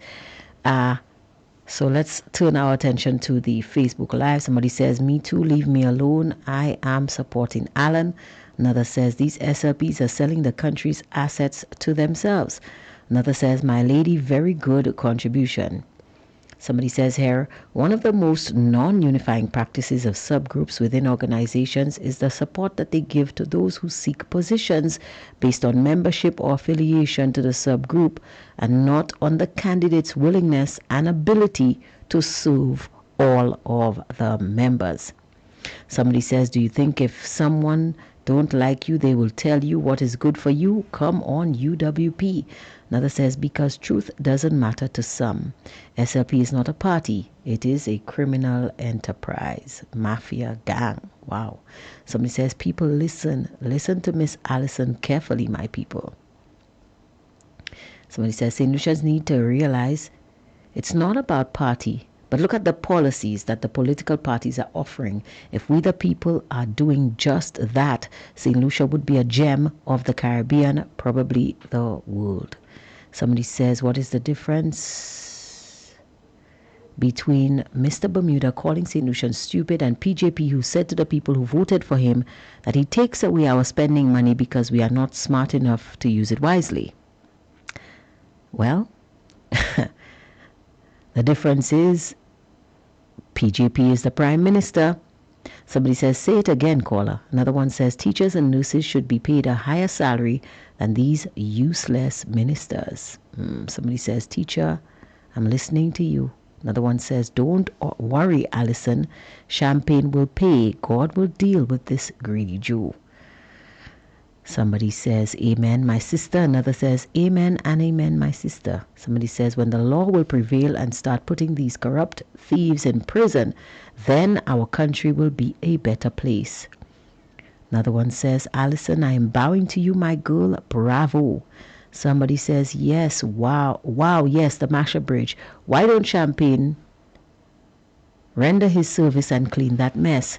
True, the House of Assembly is now the highest court. What a hot mess.